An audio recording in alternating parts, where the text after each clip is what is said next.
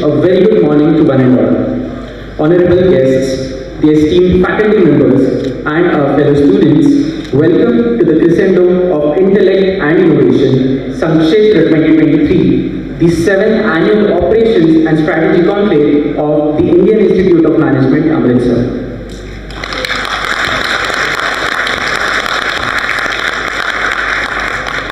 As we stand on the edge of what we know, Sankshetra invites us to explore new and exciting areas of operational excellence. Today, we start an interesting journey where ideas come together, creating powerful connections that shape the future.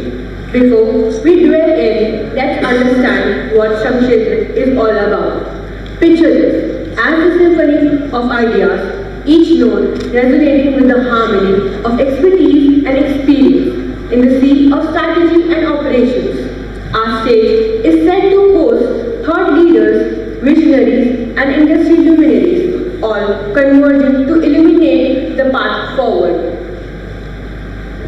Shubham karoti kalyanam, arogyam dhanasampada, shatrubuddhi vinashaya, deepajyotir namostute. May the light bring auspiciousness, health and wealth, and destroy the intellect's enemy. I bow to that light. So, with the blessings of Goddess Saraswati, the Goddess of Knowledge, I would like to request our eminent panelists, respected keynote speaker, our Honorable Student Chair Affairs, to come up on the stage and enlighten the lamp of knowledge.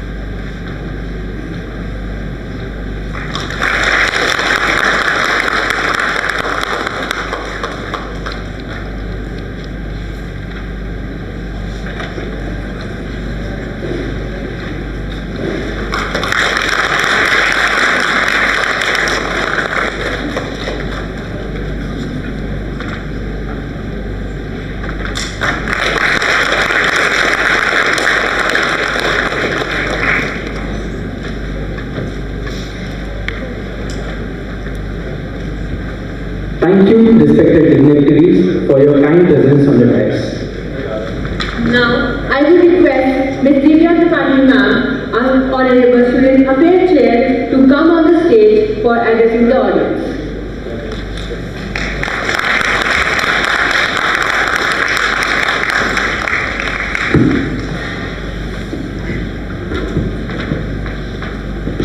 A very good morning to one and all present here.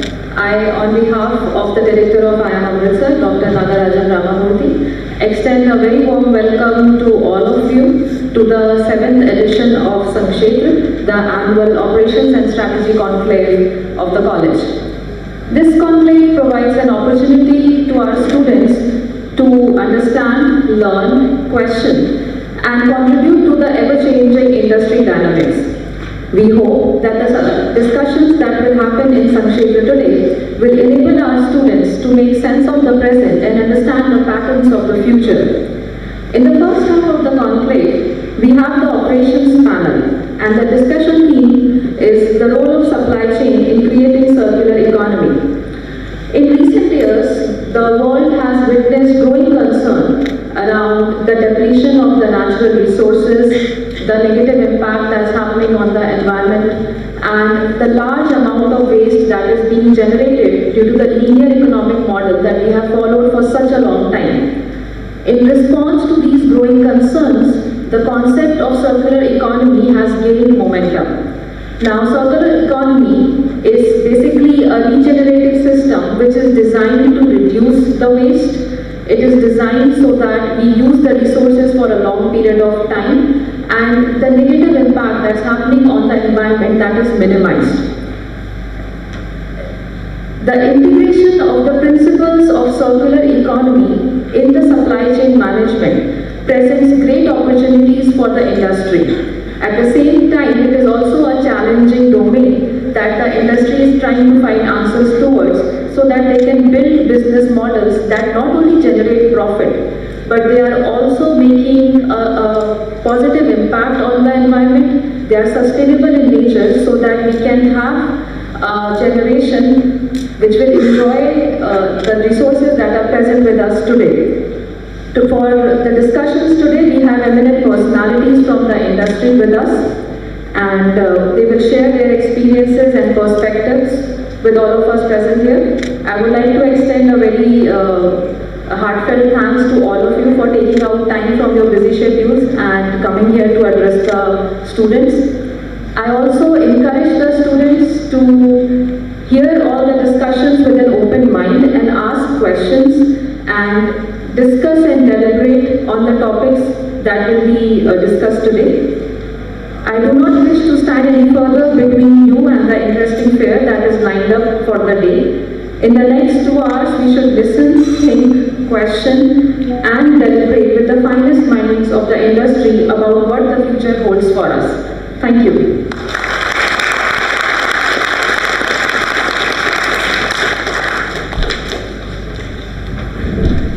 Thank you, ma'am, for your valuable words and leading us forward in this path of excellence.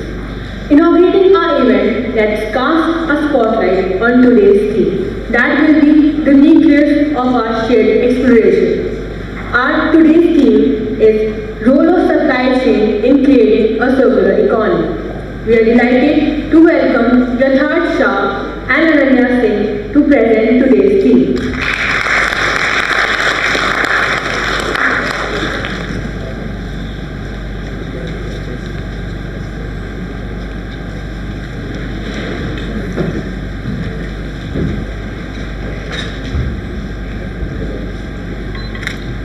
Good morning to one and all present here. I, Ananya Singh, along with Yatharth Shah, are going to present on role of supply chain in creating circular economy. So let us first understand the concept of circular economy. A circular economy is an economic model that emphasizes the efficient use and reuse of resources, products, materials in order to minimize waste and pollution.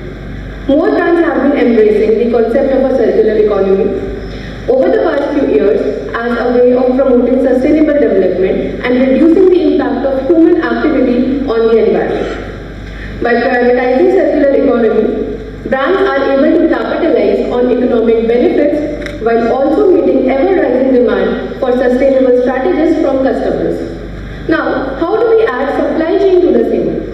A circular chain is where used products or their parts are returned or processed so they can be repaired, resold, refurbished or recycled. The circular supply chain focuses on optimizing the life cycle of a product. Instead of materials ending up in landfill, they are returned to begin a new journey in the supply chain. Also known as supply chain stewardship, the circular supply economy puts the onus back on those who manage supply chains to make procurements and manufacturing decisions that positively influence sustainable outcomes.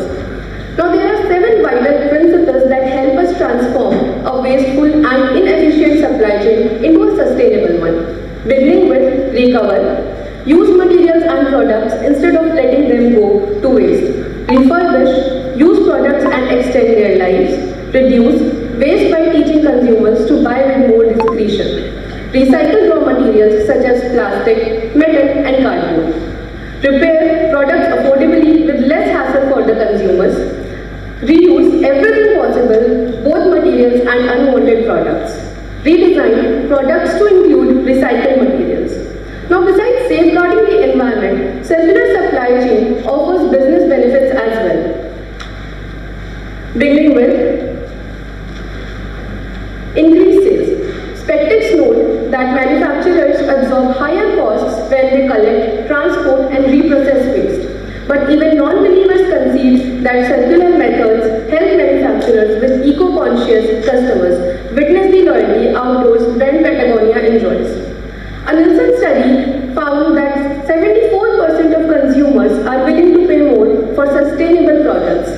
Next comes improved employee relations. Circular supply chain methods also win plots from environmentally conscious employees and shareholders who closely monitors or examine a company's environmental, social and governance policy. A PwC report from 2021 states that 82% of employees believe that working for a sustainable company positively impacts their job satisfaction. Supply chain resilience. Recycling can also help manufacturers withstand supply disruptions. World Economic Forum in 2020 said that circular supply chain can reduce first-use materials by up to 80%. Next come lower costs. Through recycling programs, manufacturers can lower costs by spending less on new materials, including some that are in high demand subject to large price fluctuations. For instance, lithium-ion use in electric car batteries. Renault also reduced its material cost by 15% through remanufacturing and closed-loop material recovery programs. Now, do you think circularity is seemingly possible to achieve more generally? Well, there are economic enablers in order to support the circular supply chains, and now Yatharth will move forward with it. There are a variety of factors that enable circular chains from an economic perspective. We'll be talking about 4 of them. The first one is parts commonality. So in engineering, we understand that there are standardization of parts like Torx and Phillips in terms of screws and other nuts and bolts that are standardized across the industry. These help reduce your inventory cost, and these also help enable circular supply chain, as these parts can further be brought back to the first use. Next, we have highly local production, in which we understand that it helps lower costs in terms of last mile deliveries and last mile supply chains. The example of this is that IKEA implemented a local sourcing strategy, and it reduced their component cost and transportation cost by up to 20%. Next, we have easy disassembly. So a McKinsey report from 2022 has found out that 40% of products are discarded before reaching half of their potential lifespan. That is a lot of products that can be used again, and those products can be repaired if they are easily disassembled. So by enabling easy disassembly, we can enable circular supply chains in a way that is more sustainable. Finally, we have scarcity of specialized raw materials. This also comes more into play due to recent trade sanctions, and also World Bank estimates that demand for 30 critical materials will exceed the supply in 2050, and that brings us to a very important concern of recycling and reusing these rare raw materials. It is also not all cloud and shine in these circular supply chain economy. We also have a few deterrents. The first is efficiency through part specialization. A prime example of this is Apple's M-series computers, which due to their vertical integration have achieved efficiencies unheard of in the industry. However, that comes at a cost of the supply chain being non-resilient to new shops and the products being manufactured in very specific conditions. Second, we have economies of scale in centralized productions. More and more companies are adopting the hub and spoke model of manufacturing, in which the hub manufacturers and the spokes are just for assembly at the last mile. This acts as a deterrent because due to low transatlantic shipping, the companies are disincentivized to produce at the last miles. We also have a circular supply chain in action. This right here is an image of a typical phone manufacturing process, wherein we see the source material and their distributions within the phones. This exists all throughout the world. Now we come to the EU model. The EU has plans into play for first use and second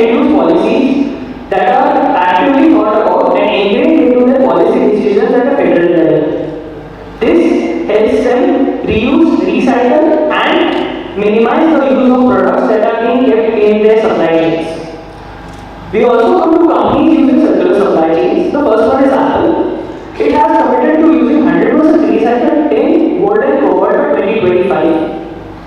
By switching to different packaging that is optimized for circularity, they have avoided 1100 metric tons of plastic in just 1 year.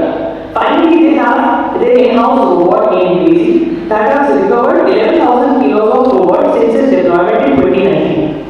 The second company is Unilever, which has achieved a 25% packaging reduction. It has also achieved sustainable ingredients by switching to plastic polymers and biopolymers. And it has ramped up its efforts in recycling by partnering with NGOs and other local groups. Finally, I'd like to Arnya to welcome.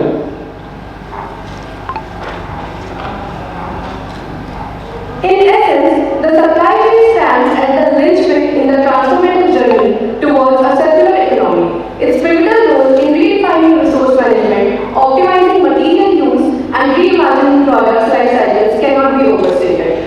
While challenges persist, be it technological advancements, infrastructure limitations, or behavioral shifts, the prospects for progress are promising. The imperative lies in fostering a collective responsibility among stakeholders. Collaboration, informed decision-making, and a relentless pursuit of innovation will be instrumental in propelling us towards a future where circularity is not just a choice but an imperative. In conclusion, the supply chain evolution within the circular economy depends and demands a continuous journey of adaptation, learning, and action. Each stakeholder, from corporations to consumers, holds a unique position in this transformative narrative. By collectively embracing sustainable practices and supporting the evolution of supply chains, we pave the way for a non-resilient, resource-efficient, and environmentally conscious future. Thank you.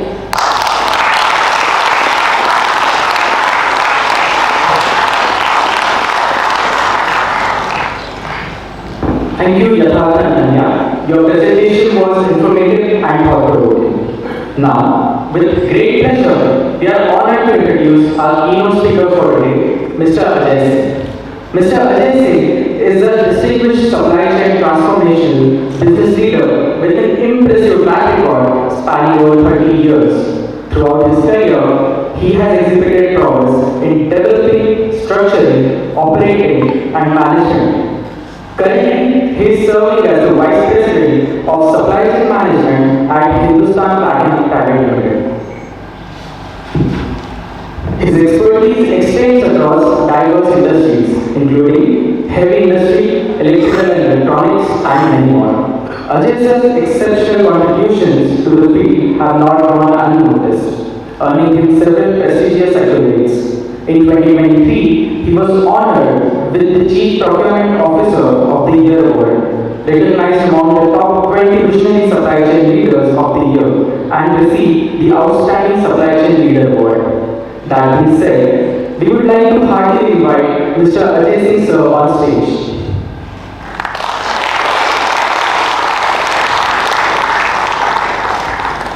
I would also request Professor Swapnali Arora sir to felicitate Honorable Sir.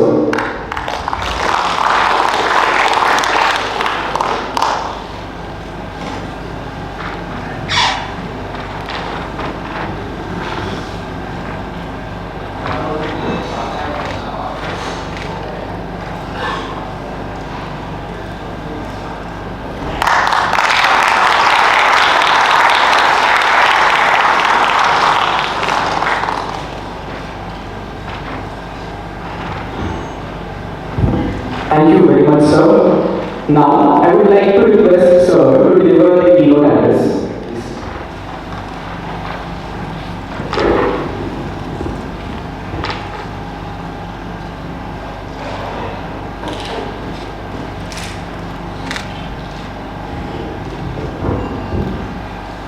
Good morning.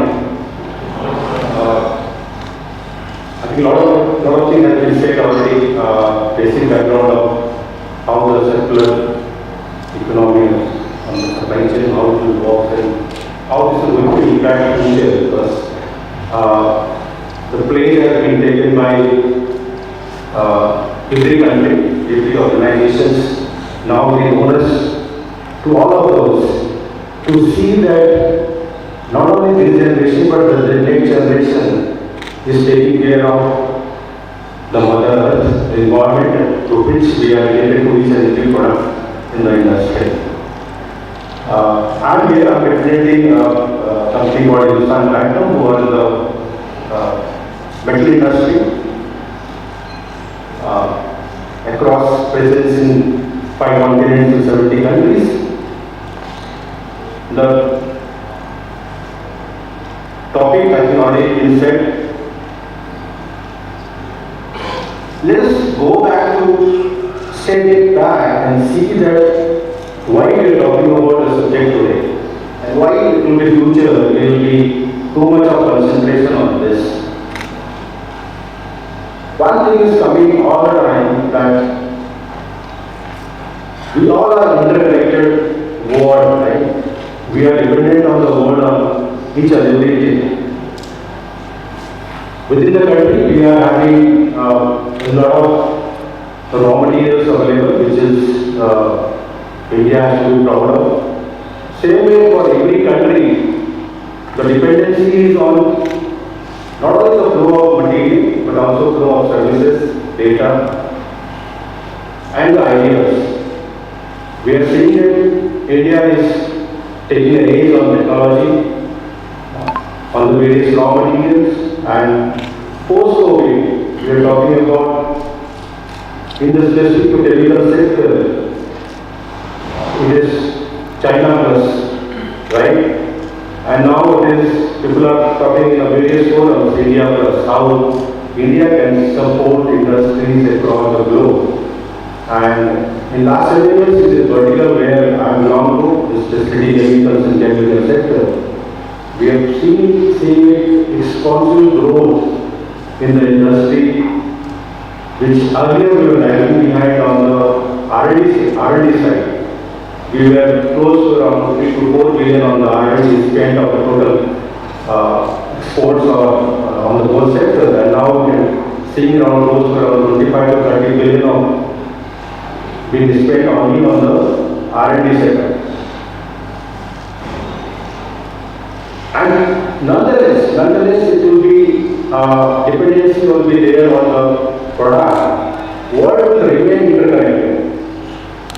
Example I am giving at auto sector. Auto sector works very closely. I think people who are knowing the auto sector, they are aware that they work in clusters, right? Hub-and-spoke model. Everything, raw material will be available nearby, and there is no concept of warehousing stores. And really, circular economy I have seen in my days in 2005-06 when I was working in a company called John Deere. So we had like no packaging materials to come in our factory. Everything was circulating. But is it possible? All the industry is not possible because you need a material, raw material from across the globe. Because you are not having all the raw material availability within the country, that is for sure. So you need material movement across continents.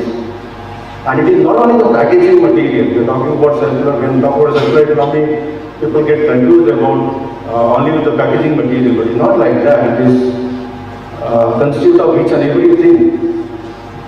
So challenge is to how to harness this all interconnections. Because we need to manage the risk. And managing the risk, you have to be dependency on products concentrated and the place of origin. That is important. You need to understand that from which origin these materials are being generated and how it is moving across the globe. We have seen pandemic as one of the examples. Everybody is talking about the pandemic. Pandemic has given us a lot of learning, especially manufacturing setups and all the supply chain network, which is excellent. And now after 2020 and 21 beyond, we are seeing a lot of changes happening, flow of capital goods, intangible goods, because we have seen the demographical changing world after COVID. Nobody was imagining that after COVID, countries like South America will be flourishing on the manufacturing side. It was heavily concentrated on the China and around in China because of the cost. But now you can see the US pattern has changed and they are concentrating more on the South American countries, Mexico, Peru, Brazil. These countries are flourishing on the manufacturing setup because they want it to be closer for them and even they want to pay more on that. And the good part is that on this front, even though when we are talking about circular economy, the cost plus we are talking about, I think industries and end users are ready to spend some more money on the things which they are really going to help generations all the way. Demand, if you see the demand side in the industrial setup, there are a lot of talks are going on between the recession part, but from the industry point which I am standing over here and assuring that industries are flourishing like anything, there is a deep gap of requirement across the globe of the products. In many of the places, we are really seeing that shortages. It is being created on various reasons, whether it is on account of the war between Russia and Ukraine, many petrochemical industries because the energy prices has gone up. So those things are exceptional. Even the current war which was going between the Hamas and Palestine, it is impacting a lot from the GCC countries and from people who are importing this raw material and other things from this part of the world. So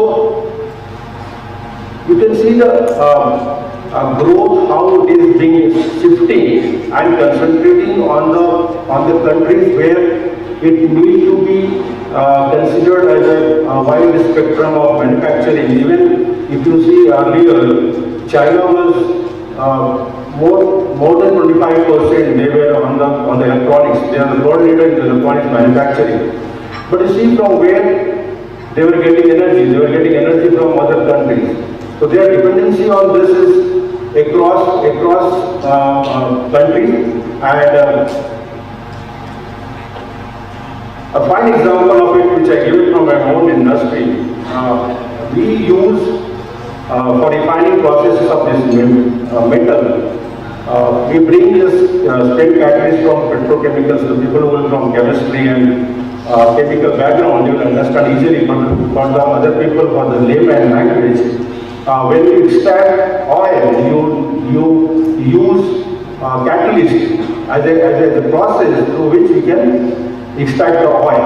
Okay, like in a car we use oil, right? And every 6 months, 1 year we replace the oil to have a better quality of engines. Like same thing. So petrochemical industry, they keep on changing the spent catalyst, which also consists of various metal part of it, like metals like platinum, palladium, rhodium, lithium, and these are very high intensive, very high cost.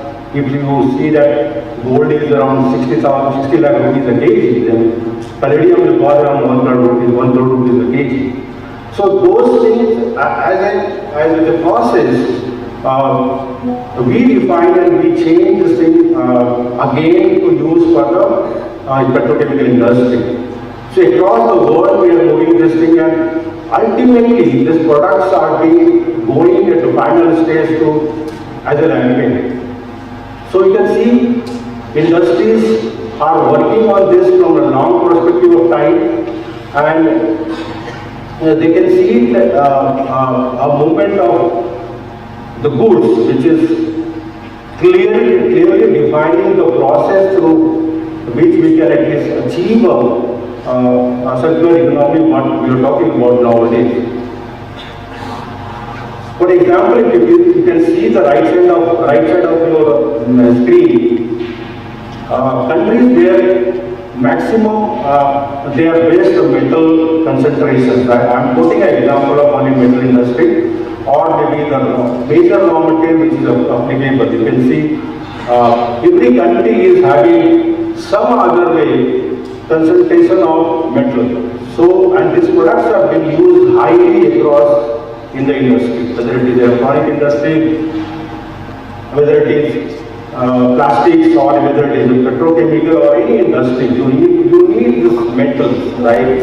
And for that, the movement and dependency of is the rule of the game, which every industry has to go through it. If you compare these imports, like if you North America, if you compare the imports around 15% of electronic consumptions, okay, from Asia Pacific countries, which is about 85% of their complete imports is happening from China and other Asia Pacific countries. So dependency of this is moving across the globe.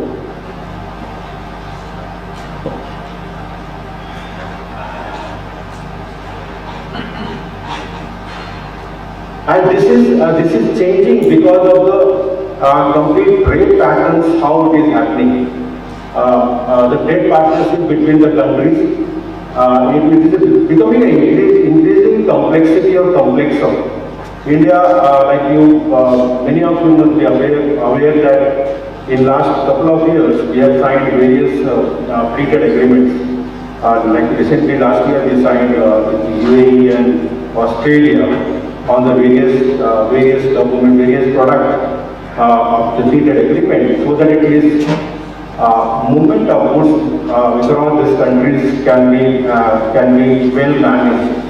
And this is how it has to brought it down the risk strategies or risk mitigation strategies, so that disruptions in supply chain should not be there.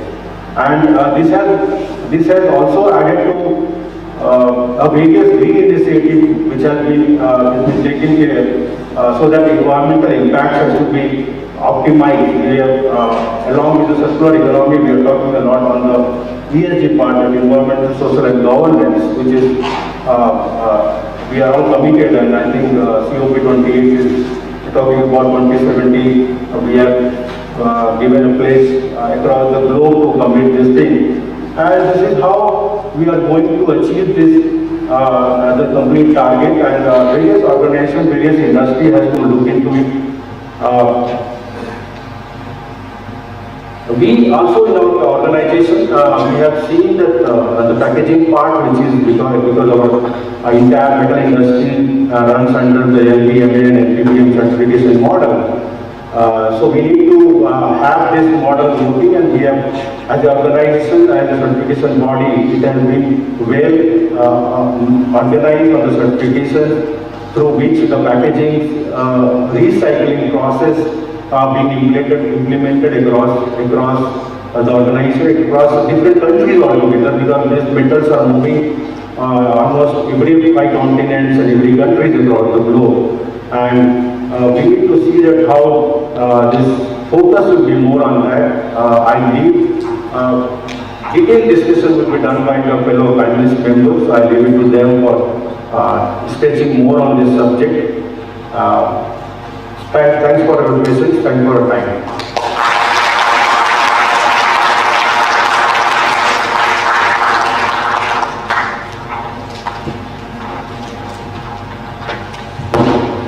Thank you, sir. We are deeply grateful for your enlightening and insightful answers. It is now our pleasure to introduce the panel for today's conclave. First up, we have Dr. Radha Mohan Gupta. He is former Senior Vice President of Supply Chain at Biryani International Limited, who has a remarkable career spanning over 3 decades, having held senior leadership roles at renowned corporations like Reckitt, Pepsi, and Castro. He stands as a seasoned professional in supply chain management. His expertise covers the entire supply chain spectrum, with a focus on procurement, manufacturing, and planning and logistics. A versatile thought leader, he is a sought-after speaker at national and international supply chain and management forums. Dr. Gupta is actively involved in industry bodies like FICCI, CII, and IIM, contributing significantly to the recently launched National Logistics Policy by the Honorable Prime Minister. Beyond his professional achievements, he finds joy in writing poetry and exploring international also, with a PhD in supply chain management and an MBA from SPJIMR, Mumbai, and a BTech in mechanical engineering from REC, Calicut. He continues to refine his skills through certifications from prestigious institutions such as Harvard Business School, IIM Amritsar, and IIT Delhi. Next, we have Mr. Mandara Kulkarni. Sir has 27 years of expertise in multiple capacities of supply chain management, warehousing, and logistics across various industries like engineering, IT, FMCG, and many more. He is currently working with Sun Pharmaceuticals as head warehousing and logistics.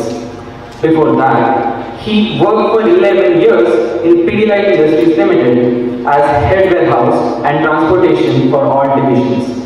Mr. Kulkarni believes that the coming decade offers huge opportunity for Indian industries to evolve, innovate, digitize, and automate logistics.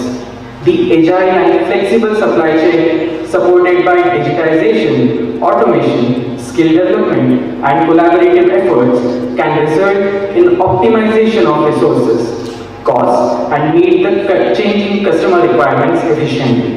Sir was also a part of C2 for the overall development of warehousing in India. Next we have Mr. Shivendra Oja. Mr. Shivendra Oja brings an impressive blend of experience and expertise to the procurement domain, having amassed 22 years of success in the field.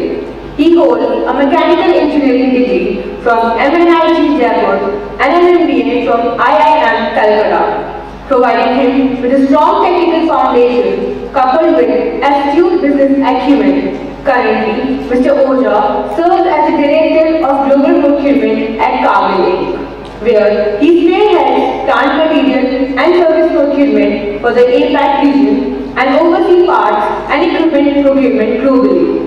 His expertise extends to strategic sourcing, supplier relationship management, and cost optimization, ensuring that Conclave's supply chain remains agile and efficient. Mr. Oja harbors a deep commitment to sustainability, actively incorporating eco-conscious practices into his procurement strategies.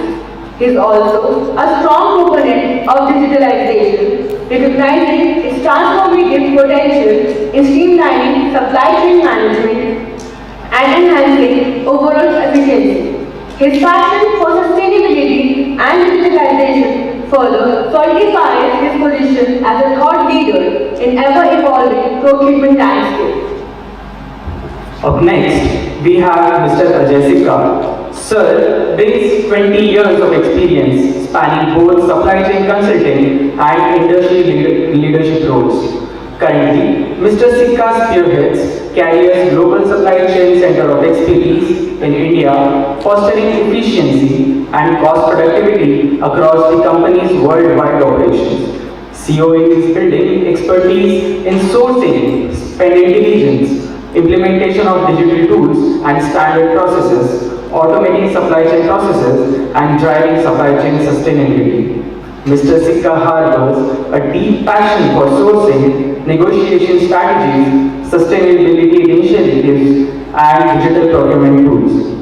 Prior to joining Carrier, he spent 12 impactful years at McKinsey & Company. His efforts have demonstrably yielded significant cost savings for clients. He started his career with Hero MotoCorp as a supply chain manager. After that, he also worked with ArcelorMittal. Mr. Sikka's dedication to excellence, coupled with his extensive experience and proven ability to drive positive change, make him a valuable asset to any organization. Up next, we have Mr. Bharat Bhushan Raju, a seasoned supply chain professional with a remarkable track record of over 17 years. Sir has worked across different industries. Currently, he is working as the head of distribution and logistics at Mankind Pharma Limited. Mr. Ravi has a key expertise in aligning corporate and global programs with regional and local functions. Mr. Ravi has a diverse experience across industries, incorporating inbound and outbound logistics. operations, distribution, warehouse design and management, vendor management, procurement, and planning. Previously, he has worked with Asian Paints, Pakistan International, and many more reputed clients. Throughout his career, he has consistently demonstrated his ability to identify and implement innovative practices that not only led to significant cost savings but also optimize the entire supply chain. Mr. Rati holds a postgraduate diploma in management from KJ Somaiya Institute of Management, Mumbai. He holds recognized certifications on warehouse design and management, supply chain management from IIM Ahmedabad, and export management from IISc. Now, I would like to take the opportunity to invite all the panelists on the stage. Please, sir.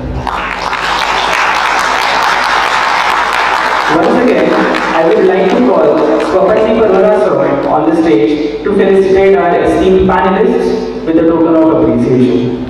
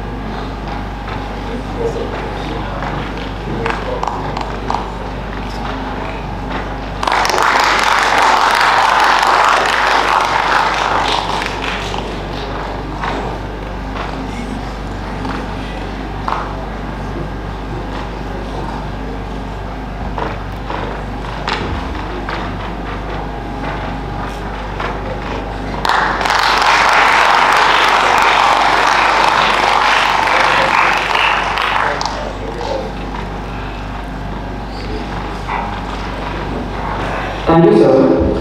We would now like to take forward the course of today's conclave by setting the discussion in motion.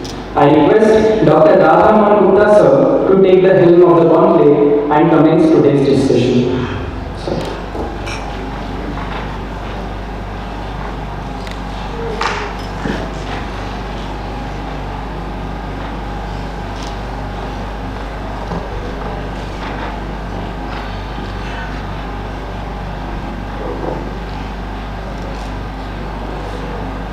Hello. Good morning, everyone. The energy level, I think, is not like what I need in my panel discussions. So it need to be much more, right? So once again, hi to IIM Amritsar. Hello. Fantastic. And that's like supply chain. Guys, before I start the discussion, let me ask you some questions, right? And as Adit has been saying, I start with data and statistics, right? I'm not asking you for any kind of production, but I'm asking you how much waste we generate globally in a year. I know you might not have the data, but once I say, you'll be surprised. It is 2.01 to be exact billion tons of waste which we generate. So don't take pride into producing, but also I did have a concern for how much you are generating the waste. That's number one. And if I break it further into the components, the plastic waste, the major one, is around 242 million tons globally. Right? And tell me the India share over there is almost how much? 80%. a guess? Alright, you are very far from the correct answer. Right? It's around 10 million tons is India's share over there. Now I come to electronic waste. Right? The global data is somewhere around, and these figures are estimates, as you know, is around 70 million tons. And India's share is around 3 million tons over there. Now let me come to the other very scarce commodity, which is water. Now there is a water withdrawal and water usage. Both are different. Now how much water withdrawal is there globally is around 4 to 4.5 trillion kiloliters. And India withdraws somewhere around 0.8 trillion kiloliters. Now, in spite of this water usage which is there, water withdrawal is there, in the world, there are around 2 million people who stay without water or in the water scarcity. And if I go by the Niti Aayog report for India, by 2030, the way we are using the water, 21 major cities, mind you, not minor, the 21 major cities will be out of water by 2030. And it's Niti Aayog data, right? And when I talk about the plastic, the way we are generating 10 million tons and 242 million tons globally, it's said that in the ocean, there will be more plastic than fish by 2050. I'm throwing this data, guys, to you all, just to sensitize you that what is the size of the issue, what is the size of the problem, the concern which should be there, right? And that's where today we are here to discuss the circular economy. And that's the context. I think through the take, make, and supply and dispose, that kind of linear economy which we had has depleted most of the resources which we had and also has degraded the entire environment already.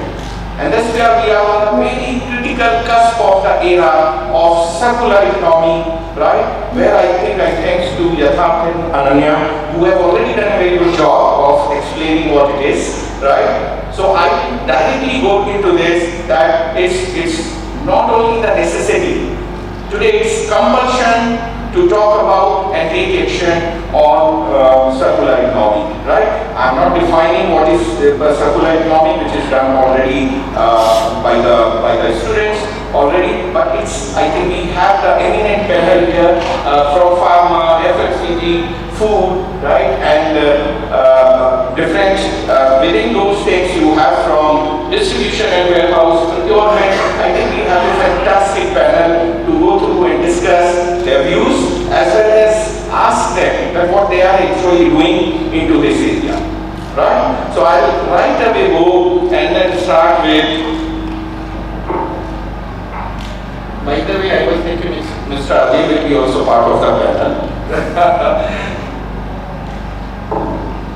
So my first question will be,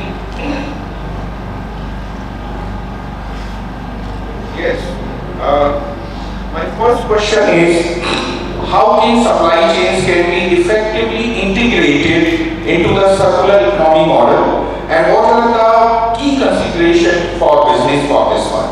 And I think I would invite Mr. Ajay Sikka to answer this question. Sure. So thank you. Good morning, everyone. So this is something I learned from Professor Radha Mohan few months back. I met a few months back to start with some numbers to set the context, and I start with some numbers as well. I'm learning fast. So I think where does supply chain fit in the overall picture? So numbers, I think 60% of any company's revenue lies with supply chain. So think of any of these, say you see all the Maruti or any automotive cars, you look at any two-wheelers produced outside, any FMCG product that you see, typically if a company is making a revenue of 100, 60% of that is cost, which is being managed by the supply chain. Be it the cost of goods, be it its logistics, reverse logistics, warehousing, it is supply chain. So that's where I wanted to bring in that element that if you have to do anything, the road to circular economy will go through supply chain. So that's number one. Number two, supply chain is the key integrator for all the functions internally. So we start with, so any product to be manufactured, we start with engineering, then it is manufactured, supply chain does the sourcing, then there is a sales and marketing, and then there is a service and aftermarket. So supply chain is one function which cuts across all these functions, and then in a way is also present as the product finally goes to the customer. The reverse logistics, something not working well, it finally is again supply chain. So that's where supply chain is the key integrator. It's like present everywhere of all the elements of the circular economy that you would see. So that's like number two. Number three, I would say, I think with all these facts doctors are presented, the journey I think is actually just started. India is at the cusp of the rapid urbanization. Every city you go to, AQI levels are not pleasant, we all know that. So the journey has just started. That said, we have to, as imperative for India, to evolve at a very, very fast pace to be able to take a lead position there. Otherwise things will not get better from here. So that's the context of how supply chain is a critical or I would say the most important element in driving the circular economy and the sustainability overall for the planet. Yeah. Thank you. Thank you for sharing your views, Mr. Sikka. My next question is to Mr. Mandar. That how can companies incorporate principles of eco-design and cradle-to-cradle thinking into their product development?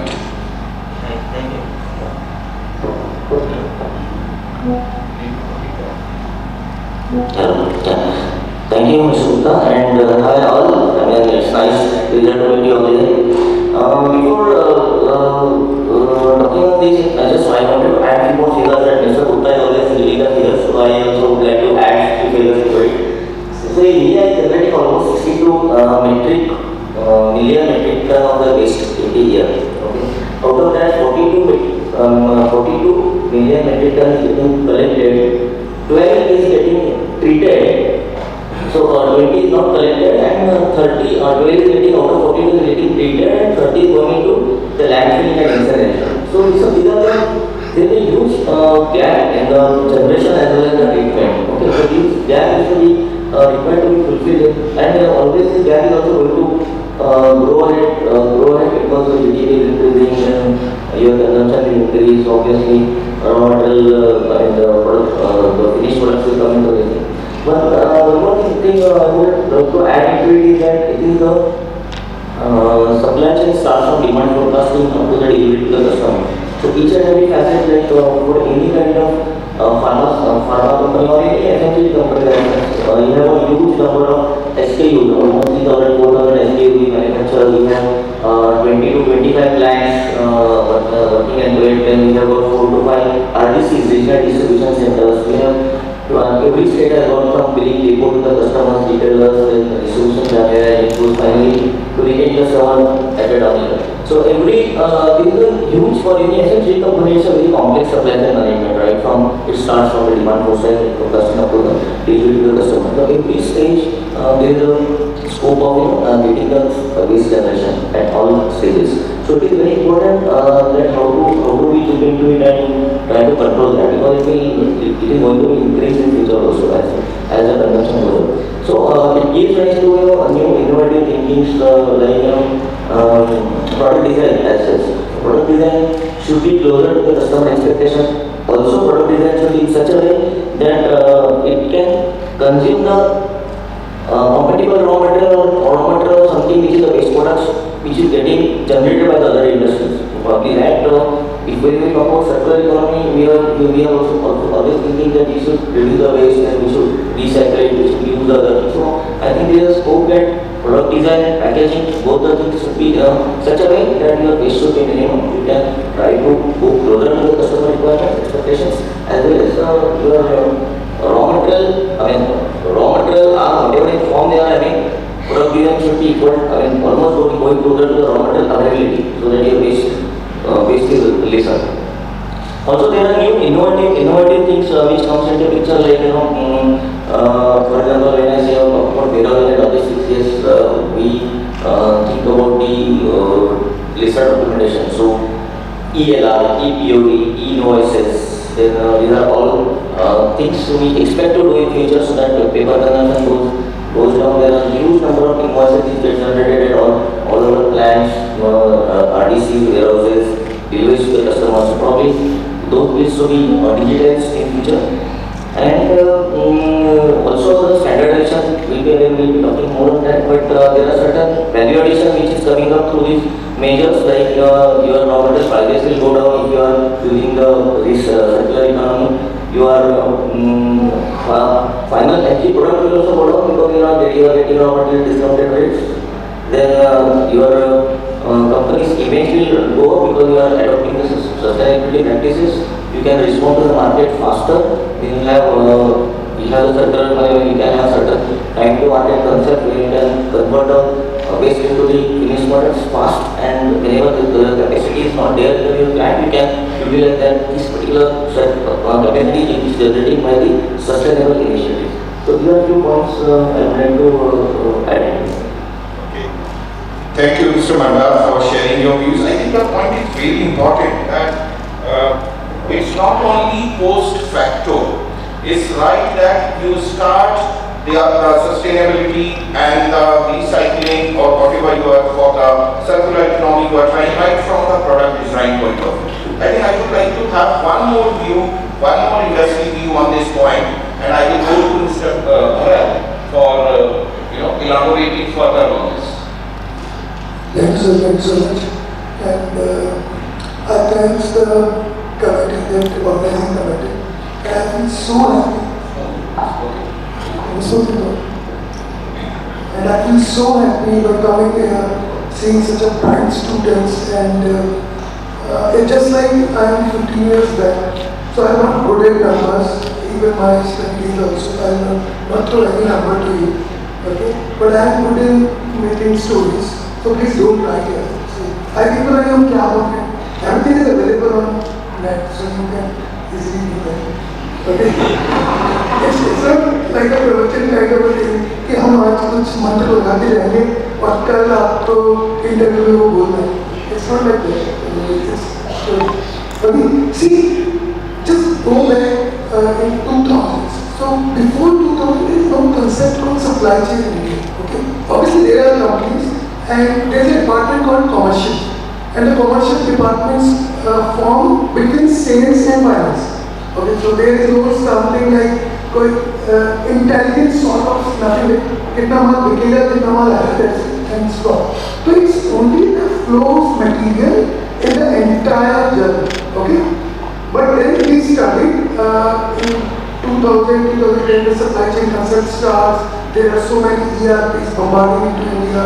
One of the greatest of all time, which all the companies doing is SAP. What we are saying is, it's not about only the product flow. Then we studied in our books that there are 4 kinds of flows: product flow, information flow, finance flow, and then there is a 4th one which relates to circular economy. That's the return. So return logistics plays an important role, and whether it's Amazon, whether it's Flipkart, or you name any company, it takes a lot of time, a lot of efforts to manage those returns. Okay, because you cannot have infinite network, system, resources, and you can manage efficiently. So as Mother rightly said, that it should be in your design. It shouldn't be like a gorilla or you have a sale and that's it, now you don't know. See, one of the important points you need to understand of the circular economy is that you are getting feedback from customer. So, and I don't know from where these PwC McKinsey got the data that even customer want to spend more. Probably yes, some elite customers, but if the major chunk is in the middle class, and if you are saying to me that just because it is recyclable, I can give a penny extra, no, I will not do. And probably if I can vote in this entire, if you want to pay any extra for a recyclable material, or it's it's not bothering me. If you can please raise hand if you want to pay extra. Hardly 1%, 2%. So you need to have a business case. Okay, at least if not, it's on a holistic view. You cannot have something just because obviously all companies by law are doing CSR activities. So they are not interested more than them. Okay, if they are, then they will. Otherwise not. So what I'm saying is you need to have a business case and you can make, just like a small case, we are into a Delhi NCR company kind of, and all the warehousing activities that are doing in Delhi NCR. We have a lot of facility of CNG, a clean fuel. Why not you are using this? And it's cheaper than your diesel transportation system. So as a company, our target is by 2030 we will be net zero company. We are using fuel which are providing from a clean grid. It can be hydro, it can be solar. So these are the small things first we need to do on an infra part. Then if it's something you want to change the entire network, how you can change that? So you need to connect your customer. So all those customer service people should have it hand in hand with your network. You can have something like, just like mobile phones. Now they are taking your mobile phone back on a good amount and they are giving you a new mobile phone. So it's just like a circular economy. Even all the mobile phone components, I don't know what they are going to do, but actually they are doing something from those components and they are making it viable. Not only that, they are connecting with the customer also. At the end of the day, whatever you will do, you need to have money to run your show. Okay? Companies are the profitable organizations and they need to have profit. So profit is not bad. Obviously, otherwise how can IIMs can afford a good salary structure and a good payout to their students. Okay? So what I'm saying is, everything is okay, it's okay, but at the end of the day, you need to have a business case and you need to put those efforts so that your network will ooze out the way. It's not like because my management is not doing, so I will not do this solar. I will not. Obviously, there are certain investments that need to be done, but you need to portray it like that there is an ROI in that system. So this is with I want to start. Thank you, Mr. Bhushan. I think nobody wants to pay anything for anything extra, right? Forget extra. I think the things being discussed are nowadays that customer wants everything, but without anything paid for that, right? So I completely understand it that the demands on the manufacturers are going up, and you need to create. It's not a matter of money, right? It's a matter of value. That if you charge something, how much value you are transferring for that to the customer. And if the perceived value is higher, certainly the customer will get ready to pay for it. Right? So it's not matter of, it's matter of how much value for that extra cost you provide.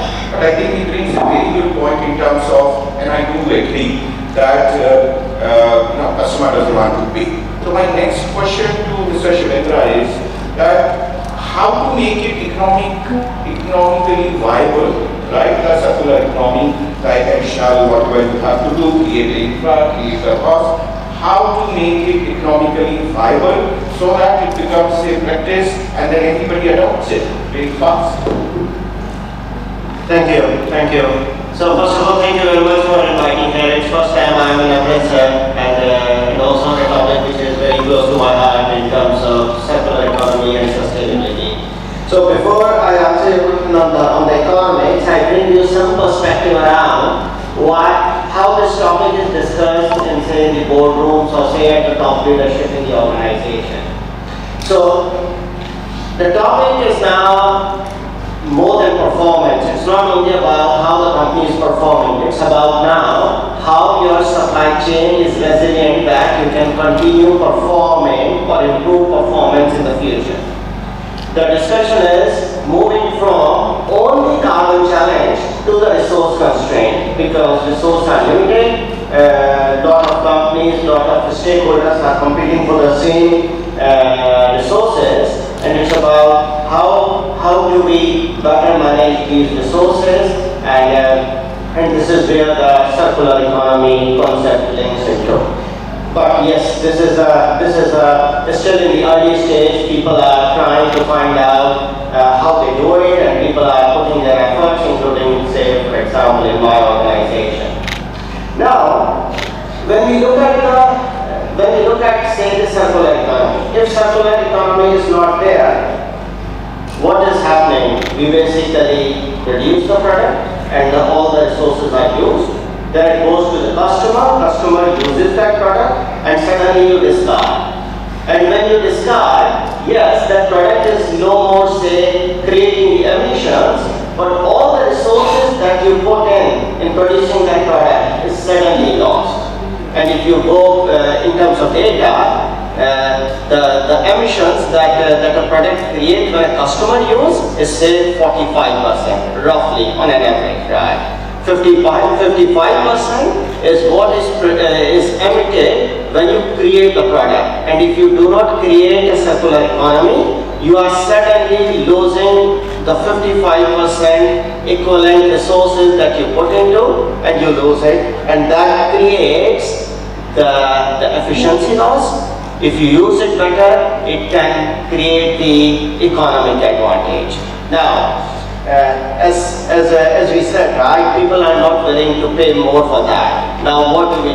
You need to bring these things in a more economic viable, right, return of investment. Of course, you need to have a customer value, how they perceive the value, and if you are able to narrate your story, maybe you can get some premium, right, like many organizations are doing. For example, the Gen Z, I think many of the people are much more aware than we were when they use a product and they say that, yes, I want a sustainable product.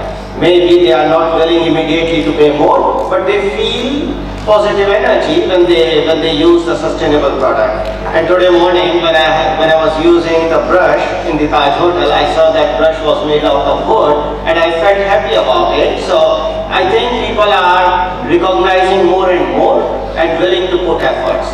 Now, how to make it economic viable?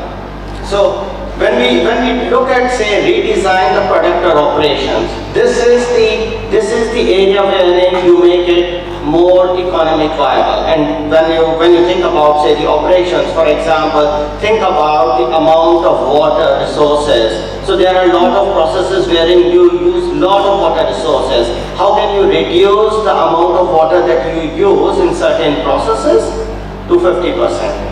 This needs new breakthrough technologies, and this is growing, and this is where it's not like I'm willing to spend blindly any amount of money. This needs to come at the right return of investment, and for that, what you need is the ecosystem in which people are able to bring the new innovative ideas, right, to recycle. So the discussion is not about should not be recycling, but there has to be an infrastructure at place, right? So, for example, somebody mentioned earlier about the NGOs. We need to have the technology, we need to have the collection by which we can recycle, we can reuse. There are a lot of examples in our organization wherein we found that the waste that we were earlier paying money to the contractors to pick it up, we are now diverting it to creating waste to energy. Now, for that, there is a value, but of course, this is not, say, something which may not be readily available. This is where the technological advances, economics need to come into the picture to make it viable. The another important area is the government incentives and the regulation. So if you see in European countries, both the things are working, incentives as well as regulations, and if these things comes into the picture, I think the growth for the circular economy gets expedited, because not a one single player would like to take a hit on the P&L to create a circular economy, while the other industry players are growing. So either you need to have carrot or a stick, incentives or the regulations. I think both are growing, and these are the essential things which makes this circular economy more economically viable. The whole infrastructure, the whole ecosystem, because not a one organization can create. I remember I visited Japan in 2008, and I visited recycling refrigerator plant. So all these big manufacturer shop, etc., they come together, and it was in 2008. And like you produce a refrigerator assembly line, there was a disassembly line at that point of time. So they segregate the plastic, they segregate the refrigerant, and bring it to the level where you can do. Now, one small player, one player in the industry cannot change it. This is the ecosystem which makes it economic viable. Thank you. Thank you, Shivendra, for telling the very critical points over here. Just to summarize, what he said are, number one, it starts right from design. Second thing, it's create the value for the customer. Number three is in terms of rules and regulations and incentives, right? And the fourth, which he mentioned about collaboration. I think all the critical points raised over here. So thank you for highlighting them. I'll come back to each of them.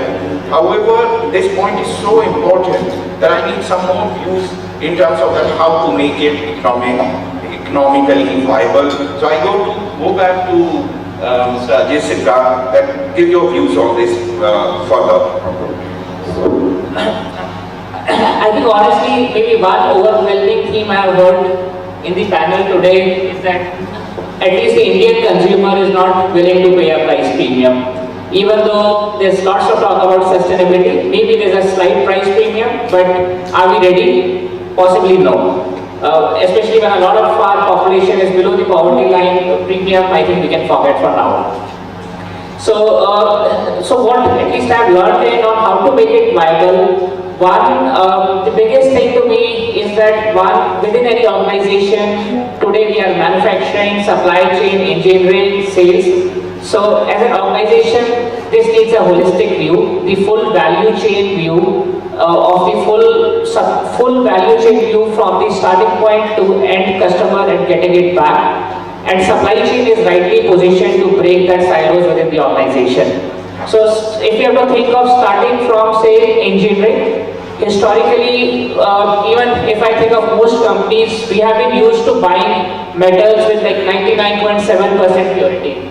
So Mr. Ajay Singh is not there, but we get it from them. But like I've actually bought, even for like say as a consultant for government contracts, all the electricity conductor wires that you see that transmit electricity in our houses, this is like 99.7% pure aluminum that is used. So that's like where it starts from the design element, that if we are able to relax the design, that we need a mix of fresh virgin and recycled metals to be able to, and they can do the same type of job that they are expected to. So it starts from the design. Okay, so then there's a design. Then if I go to manufacturing, scope 1 and 2 emissions, most companies have done a good job managing whatever happens in their house, because that has been the most controllable factor for most companies.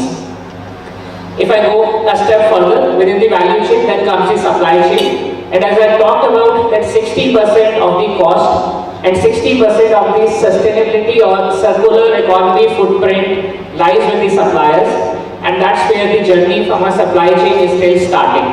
Okay, so most companies, I would be blunt and honest to say, don't have a full view on what is their full carbon footprint or the ESG footprint across their value chain. Most companies would not have it. Maybe Apples of the world have started on it, but most of the, if we have to pick up, I think that's not started. That said, the seriousness and the focus has never been so much before once the journey started. So even in our organizations, we say, okay, we started with something, but the expectations are evolving with every day, and we have to be much faster than later. So we talked about supply chain. Then the product goes to the customer, and their new design models are coming. I take the one, I think we all would have heard from like software as a service. We would have heard that, okay, many companies like the SAPs of the world, rather than selling a software, they are saying software as a service. The model is actually coming in most traditional industries as well. And example being the air conditioning industries. So all of you, many of us would have almost all of us would have an air conditioner at home. But for the commercial buildings now it is changing to the concept of cooling as a service. That okay, the companies will give cooling as a service. So they deploy the product, they put in the capex, they get a 7-8 year contract from their customers, and then they get their product back. So the whole business models need to evolve to make this viable. So that's from a sales and marketing perspective. The last leg of the chain is the service and aftermarket. So a product has been sold, it has to be serviced and aftermarket. And I take a real example that within this building, any hotels, roughly 40 to 50% of the carbon footprint comes from air conditioning. So 40 to 50%, so I think all the ACs that the buildings use, that's air conditioning. And now the technology is playing a big part there. So there are technologies now coming in place, the adoption is slow. But where there could be a command center at the back end which can take all the data of air conditioning and tell us, okay, what is the optimum temperature to be used while operating that building, or what are the best practices to be done to optimize the electricity consumption. So essentially, I think to make it viable to me, it has to, one, very importantly, we have to take the full value chain view. It cannot happen in silos. That's the important part, and it starts from my suppliers and it ends with my customer and back to the supplier. So that's the full value chain view we need to take to make it a success. Now, second practical example that I take up, I think some of the quick wins, so to say, within the industry have already happened or are happening. Like the packaging is the one we talked about, reusable packaging or elimination of packaging, or auto companies having suppliers next door to them so that they don't have to, they get stuff in trolleys, the trolleys go back, there's no packaging at all. So those are the things, I would say the easy things actually have happened already or are very much in the progress. Like even the Flipkarts or Amazons of the world, they started with a big bulky plastic packaging, now they are removing packaging. So those are the things in progress. Now the things come in which need investment, which need new technology, which need much more integration within our company. Like coming from the air conditioning industry, we need now designs, and that comes with engineering, where the compressor of our air conditioner is much more energy efficient. We need now designs where earlier it used to be a mechanical product, now it's a mechanical plus digital product, so that it can become more efficient. So that and all that happens from the design. We need a mix of regulations from the government. Earlier, maybe like now, government is saying every refrigerant used in air conditioner, this is in US, not in India by the way, as of now, a part of that needs to be reclaimed and reused. It cannot be just thrown away. So the organizations have to think of now how do they create that network to get it back into the system and so on. So the design, even as I said, like metal conductors need to be 99% pure. Now we are saying no, you actually go and use 33% of that could be recyclable. So it starts from the design and it needs the full integration across the value chain to make it happen. So and it's not that it's always will give us cost saving. Some of the examples we are seeing actually it pushes up the cost, like intelligent compressor or reclaimable refrigerant. By the way, that is pushing up the cost. And that's where governments play a role, that a bit of the carrot and stick approach. Government may give some incentives, but at some time you need to have some sticks with the regulation as well, that if we don't change now, there's never a second time that we'll get. So it sometimes it's economically viable, sometimes I think we have to make it economically viable with the long-term view that in the long term, this will still work for all of us. Just to share some examples of supply chain, I just thought we all drink beer and in any company. Okay, so beer companies have 60% of recycled bottles used, and if these bottles, if all the kabadiwalas goes on strike, probably in that state you will have the scarcity of beer, and that's the fact. In 2014. There is some strike of kabadiwalas in Rajasthan, and Rajasthan had the huge scarcity of beer that time. Okay, because 60% of the bottles they are recycling out. And here plays the importance of technology now. See, what we are saying is we need to have an online data assessment kind of a thing so that your supply chain will not go untossed. It's no more a competition, just like my brother said that it's making an environment ecosystem. Now companies are shaking hand in hand, just like paper boats have a $2 trillion economy for a circular supply chain. Okay, so it will be around, by 2050 we will be around $35 trillion economy. So it's 7-8% of the economy that we got is of circular economy. So the government is playing their part, but ethically you should and you must. But you need to find the ways, and there is no book which can tell you कि ऐसा कर लो तो ये sustainable हो जाएगा. Every industry, every company have their own tit and tats, and the person who is working there have the moral responsibility to do these things. I don't know why that supply chain head of paper board goes to the wafer company and we can have shaken. So there are so many things. Even now, ice cream companies are shaking hands with pharma companies if we can have a synergy kind of a thing. Pesticides company having even we are doing now. Pesticide companies and company, veterinary feed company, where we can comply with the law also. Obviously, I am not saying to preach anything, but at the same time, there are ways where we can do efficiently. So either you reduce or you reuse or you recycle. So what I am saying, in first design phase, you need to reduce the things. So these are the small ways that a manager can do, and the bright students and trust me, you are at the right time in this industry. Now it's totally changed from 2 decades back. I think Sir agrees to me that 2 decades back there are not so much transparency in data, there are not so much transparency with the systems that we are doing now. There is online availability of all the things. Even my mother says that Bharat ko yaar knife order kiya tha wo dikhaya nahi abhi dikha raha hai. So it's something even a 70-year-old lady knows कि अभी supply chain की किस stage पे हम बात है. So and that is the beauty of this data, how you are using this. So data is available, just like water available everywhere, and it's very little to use. So it's just like how you are informing and information you using for your benefit, for your supply chain. That's the key. So we will cover this point a little later into this one, but thanks for bringing it up now. Coming back to what Ajay said, I think it's a complete, he took the 360-degree view, that internal supply chain, what we need to do to make it economically viable. Then there is a market view where you come with the innovative ideas. He gave a very good example of the pooling service which is happening, right?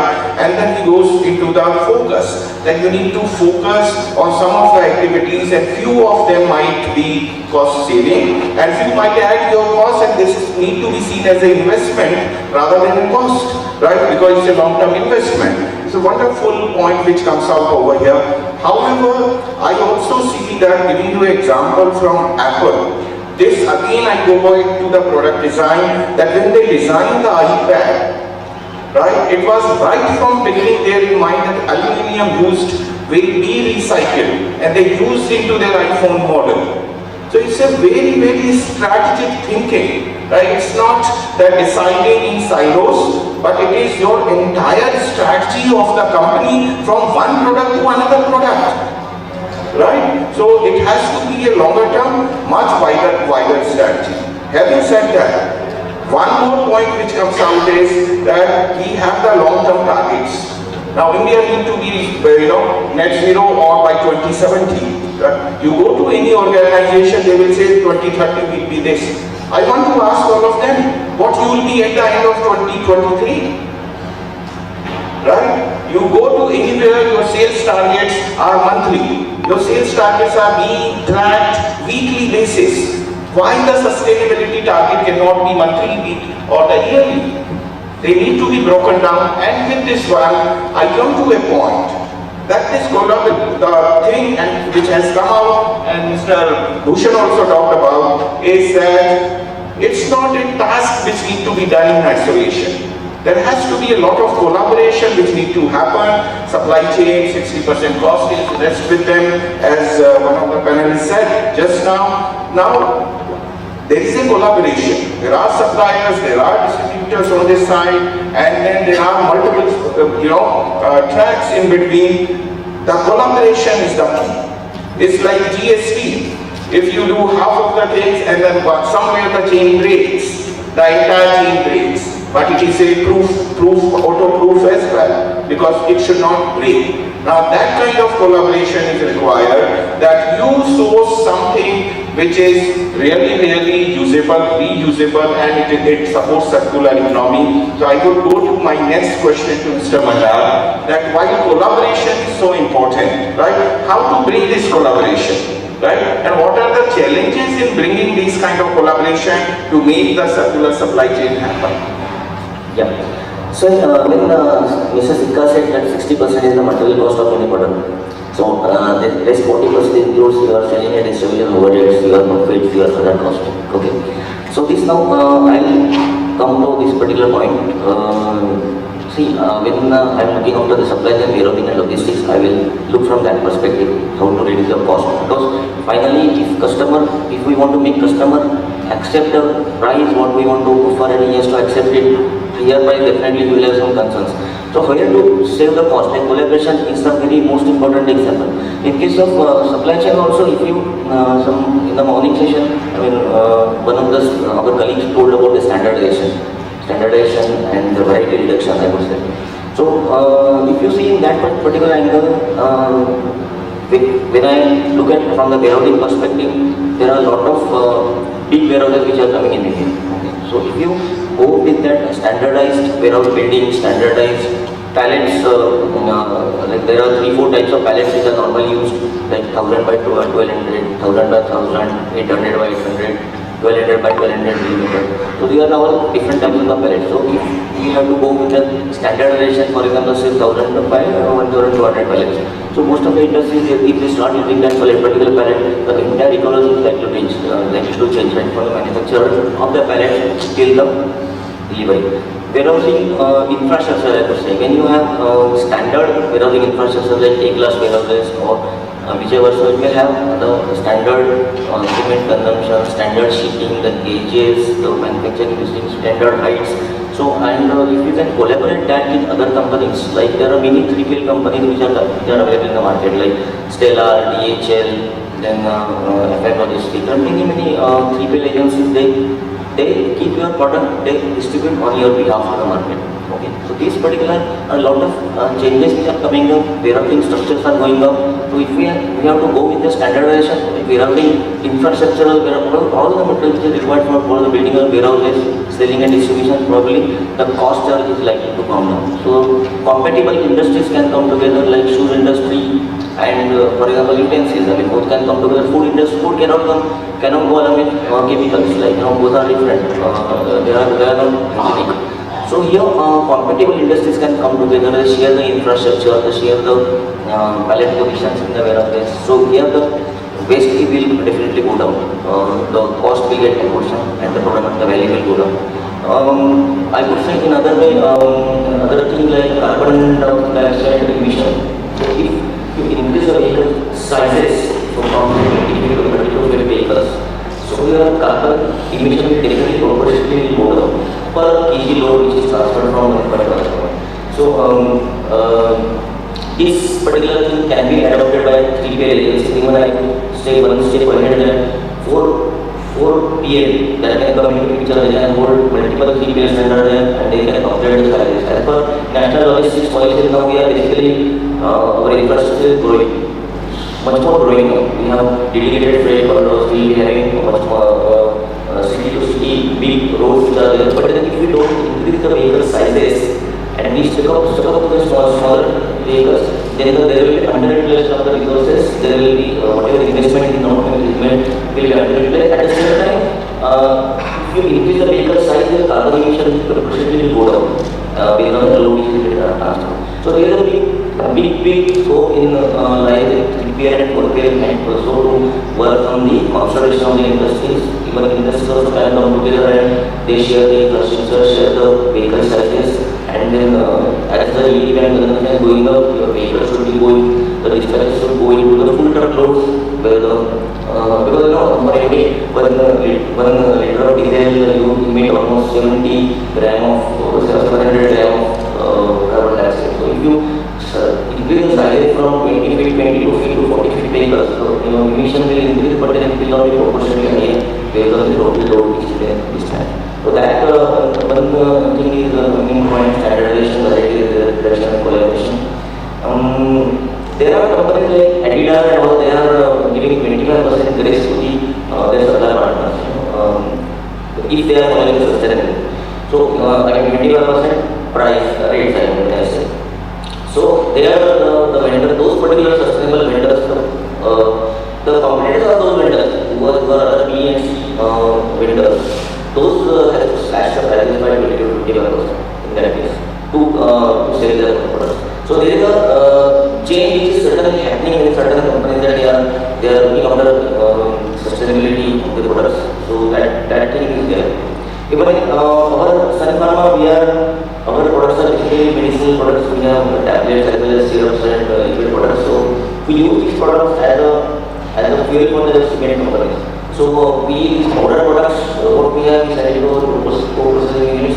From there they get processed by the authorized pollution control boards, and from there we give it to the cement manufacturer company, where it is replaced as a fuel, and then automatically the incineration happens, which includes in the input cost of that particular cement. So there are certain things which are coming up which are actually affecting the final price of the product. So when I say 40%, then these particular things probably, and this is in our hands in future, because we are all young generation which is going into the market background, and then here actually we have a lot of ample scope of opportunities. We need to keep your scope open. We must talk to other people, other industries, try to do the networking, try to make the collaboration among industries, competitive industries, and then definitely it will give us the required results. So these are the important points. Very good points coming out. The collaboration in warehouse, Mr. Manda mentioned. He also mentioned about collaboration in transportation, right? How to make this 50 tonners to 32 tonners, etc., and bring down the entire cost and the emission over there. Third thing, really tightly, I think it's a collaboration which is required not within the company, but it is, of course, it is required within the functions in a company, but it is between the companies also, between the industry as well. And the excellent example he gave was that you are providing a material which is used as fuel in cement industry, right? And that kind of collaboration need to come in.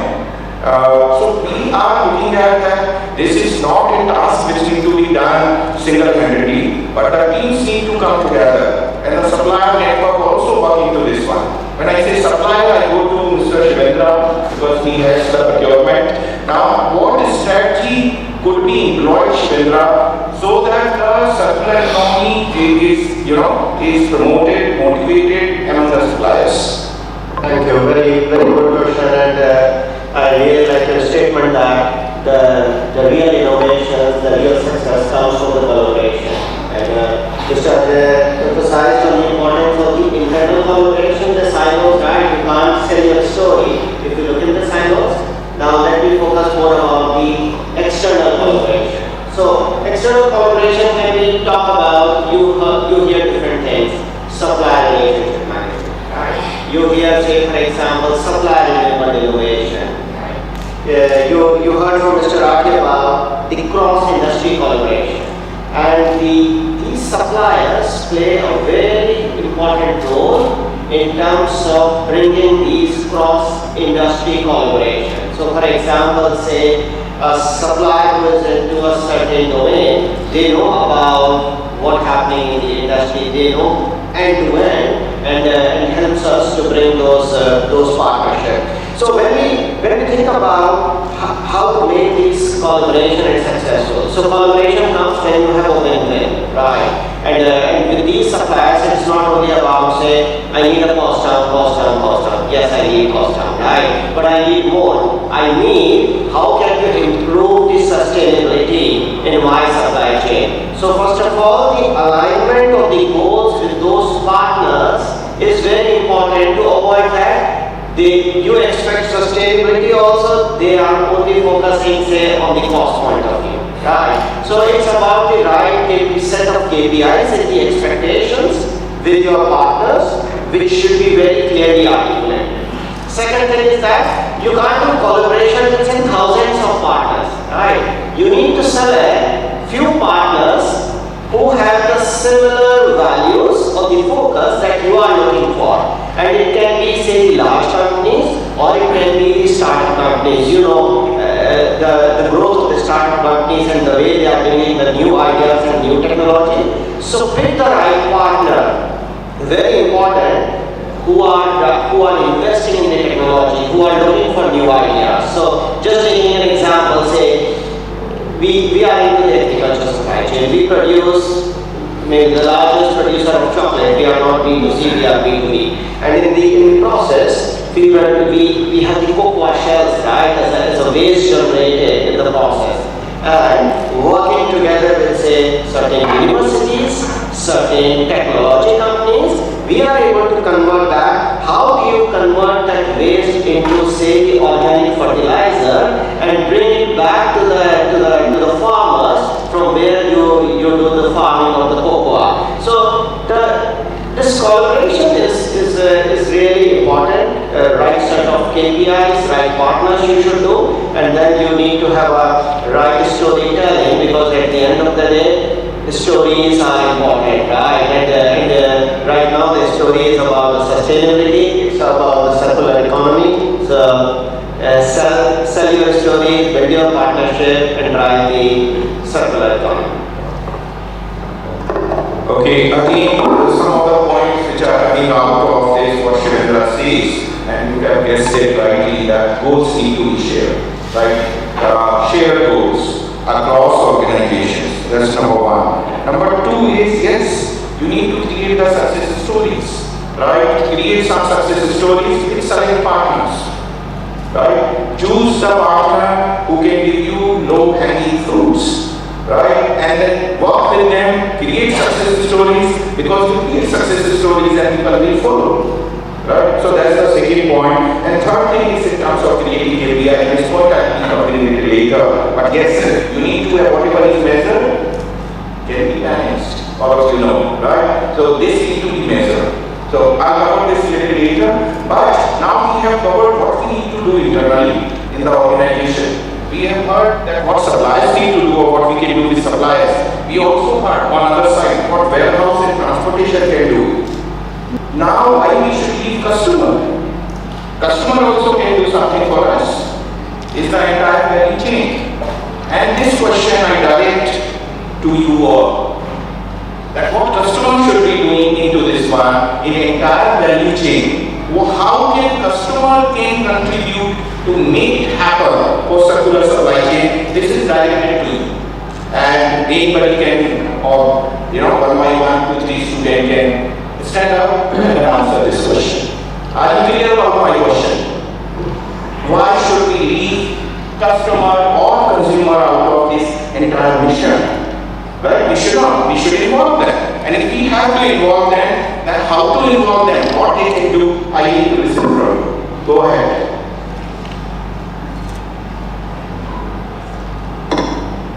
Don't disappoint us. Yes, please. He's raising the hand. Please pass on the mic. And I want 2, 3 responses so other can be ready.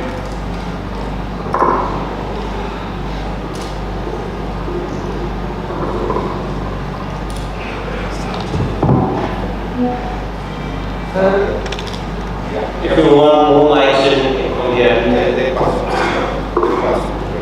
Sir, I believe the first step should be awareness. The customer should be formally educated about the benefits of this sustainability. They should be aware how it is going to benefit and what is the importance of transferring resources to the future generations. And secondly, customers should ask questions to the companies. They should pose something that is important and we value them. So, and lastly, they should make deliberate efforts because they are the end part of the entire product life chain. So, they have to get the product back in the industry to be recycled. So, they are the most important role of customers. What's your name? Shaman Agarwal. Shaman Agarwal. Samash. Okay, Samash, very good point over here what you are bringing, right? In terms of that consumer need to demand that what it need to be recyclable, right? They need to demand. And then the demand, this will be a pull system. You must have read into the supply chain, pull-based and push-based supply chains, right? It will be pull-based, that my consumer wants it. I'll give you an example. Now, if you see the soaps, which you see in the market, right? And without naming the companies, big companies are sourcing the palm oil now from the suppliers who are RSPO certified, right? These, their farms are RSPO certified. They practice and they use the sustainable processes into this one. And why it has happened? Because at a global level, the consumer forums have asked for it. Right? So it is a collective consumers who are asking for it. So it's a good point. Thank you. Anybody else? Yes, please. Say your name and Hi, my name is Bhavna.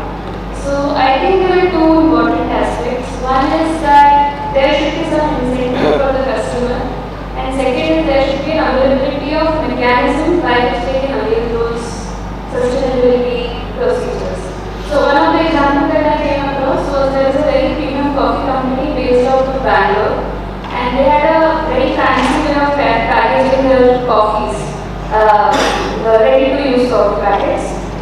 So they made it a point that if you collect some 3-4 packets, they will take it back and they will give you a discount when you buy it next. So first it incentivized me, and second there was an availability of such a mechanism, and of course the packaging was nice, so I didn't mind storing it with me as well. Yeah, these are the 2 points. By the way, this is the realization of an Indian customer. We don't want to pay the price premium, but we want incentives on top of it. So this is the real Indian consumer to take the real example. right, but it is very insightful that you can induce that kind of interest in the consumer by taking some of the actions, right? Now, if you see some example, just extrapolating it and then taking it further, you will find the vending machines at multiple places, airports, etc. You can get your credit points and you can put your order over there. So those kind of things are really work out, right? So it's again a very good point, Bhavna. My last one, I will not give you the third answer as to that. Yes, please. Good morning, sir. My name is Can you stand up, please? Yeah. So my name is Sankshetra Singh and Akshdeep Singh. Actually. Yeah. So as Indians, we all use everything is going to be based at the end of the life cycle of that product. But we as Indians try to utilize that at the maximum we can. Suppose we buy a clothes for our brother. So parents buy clothes for themselves, then they keep on passing it to the other generation as well. Till the time they can utilize it.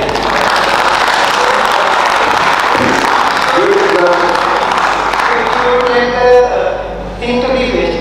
So then intuitively or through our experience, we should be aware of that how we can use that product. It shouldn't be degraded to that level that it cannot be taken back to its original form, or so that maximum utilization can be done through the recycling or use of that final product.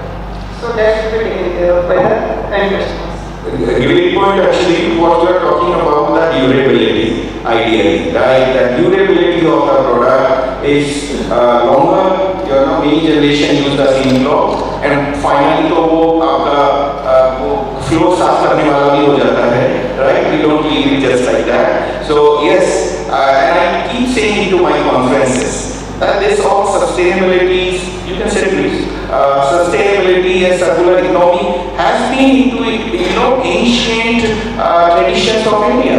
We have been worshipping Jalvayu, Akash, Agni, or etc. And that's what the circular economy and sustainability talks about. Take care of them, right? The natural resources. So I take your point completely that yes, it is into our traditions, etc. The product design need to consider the durability, and the durability is not only the life, but it is also, I think somebody talked about already, is in terms of also refurbishing. You can reuse it, right? You can add on some feature and again reuse it. And I saw the 7 hours today. I don't know where this hours will stop. They started with 3 hours, right? And in the presentation I saw today 7 hours, and there are multiple hours which will come in, right? So very good point, and thank you very much for participating here. I go to now the next stakeholder, right? We have covered the consumers as well. Now it's the government. Right? And somebody has already talked, I think Mr. Bharat talked about some of the rules and regulations need to come in. So I go back to Bharat, saying that how can rules and regulation, government policies can support this mission?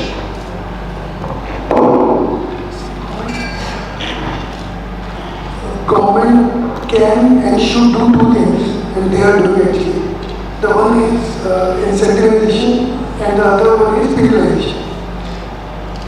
Okay, so penalization already established for last so many years. But now is the time that government should incentivize, and probably in near future, these credit points for green production systems will be playing an important role, just like SEBI already have a rule that they should publish, that each and every company should publish who is listing in there for their sustainability report, and every company should target a net zero. Obviously, now is the time that they are saying companies should have their targets, but as the government is growing and it's doing very aggressively kind of the things, probably in near future, probably by 2030, there should be a rule wherein a company at least having the energy usage system kind of a thing. Just like from 1st of September 2023, we have a rule in Delhi NCR that we cannot use old diesel generators. Okay, now there are Bharat 6-stage diesel generators also. Those we will be using now. Otherwise, there will be huge penalty. And there is a possibility that MD should be in the past. So these are the penalization things, but at the same time, government should incentivize those companies who are following these things. Okay, because now there is no point, obviously, as companies are finding ways to bypass the laws, but as such, government should promote those things that these are for your better only, and you can have certain kickbacks from government in terms of taxes, in terms of certain leverages. I don't know whatever it should be. We are lacking behind right now, but yes, as government already taken a target by 2070, it will be net zero. So these will play an important role, and I will completely agree to your point that there should be a monthly KPI. It should not be after 7 years they will do, and we will see all the reports after 6 years only. That should not be the way. So one thing very clearly comes out is, he says incentivization and penalization, right? I will just add that penalization which works, right? Because there have been postponements on the implementation of various policies, and it needs to be very strict. So you need to take certainly the characteristic policy over here, that there are rules which need to be followed, and they need to be followed in spirit. That's the one thing. You don't need to find Indian jugards over there not to follow it, right? That's why I say government should give some credit as well. That I was part of national logistics policy, and I know how much focus on it. So incentivization is happening very well. So thank you for sharing your views. There are two specific examples like government also have a web portal like mobile application for Astra, which is basically ash is being emitted by the thermal power plants around. So, I mean, it is measuring whether that ash is 100% used as a recycled by the similar portals or similar kind of tracking mechanism they can do for other industries as well. And similarly, I think you might be knowing that recently they have given approval for a plant in Telangana to convert carbon dioxide into methanol. So actually India is importing 90% of methanol from China. So if you, and at the rate of say 25 to 45 rupees per kg. So if this particular plant will get started in the next year, I mean already approvals are there. I think there was a news also in the newspaper. So you might get the methanol in 25 to 30 rupees per kg. So that much value addition, that much value reduction, the cost reduction can happen. At the same time, CO2 consumption, CO2 emission will be utilized into converting into methanol. So that Telangana plant, I think that will come up in next year. So government is also doing some things from it, but maybe they can add more into in other industries as well. For that, the industry should come together and they also should suggest what kind of things they government can help them on. I mean, rather than working in silos again, when it comes to community, industrial community and all, I think they should come together and ask the government is and like hashtag and all other kind of things. They should provide some other portals also where the sustainability can be made. Thank you. Yes, please. Our biggest takeaway is you should have your placements in 2025 in Hyderabad only, because there is a possibility of cheaper liquor in Hyderabad.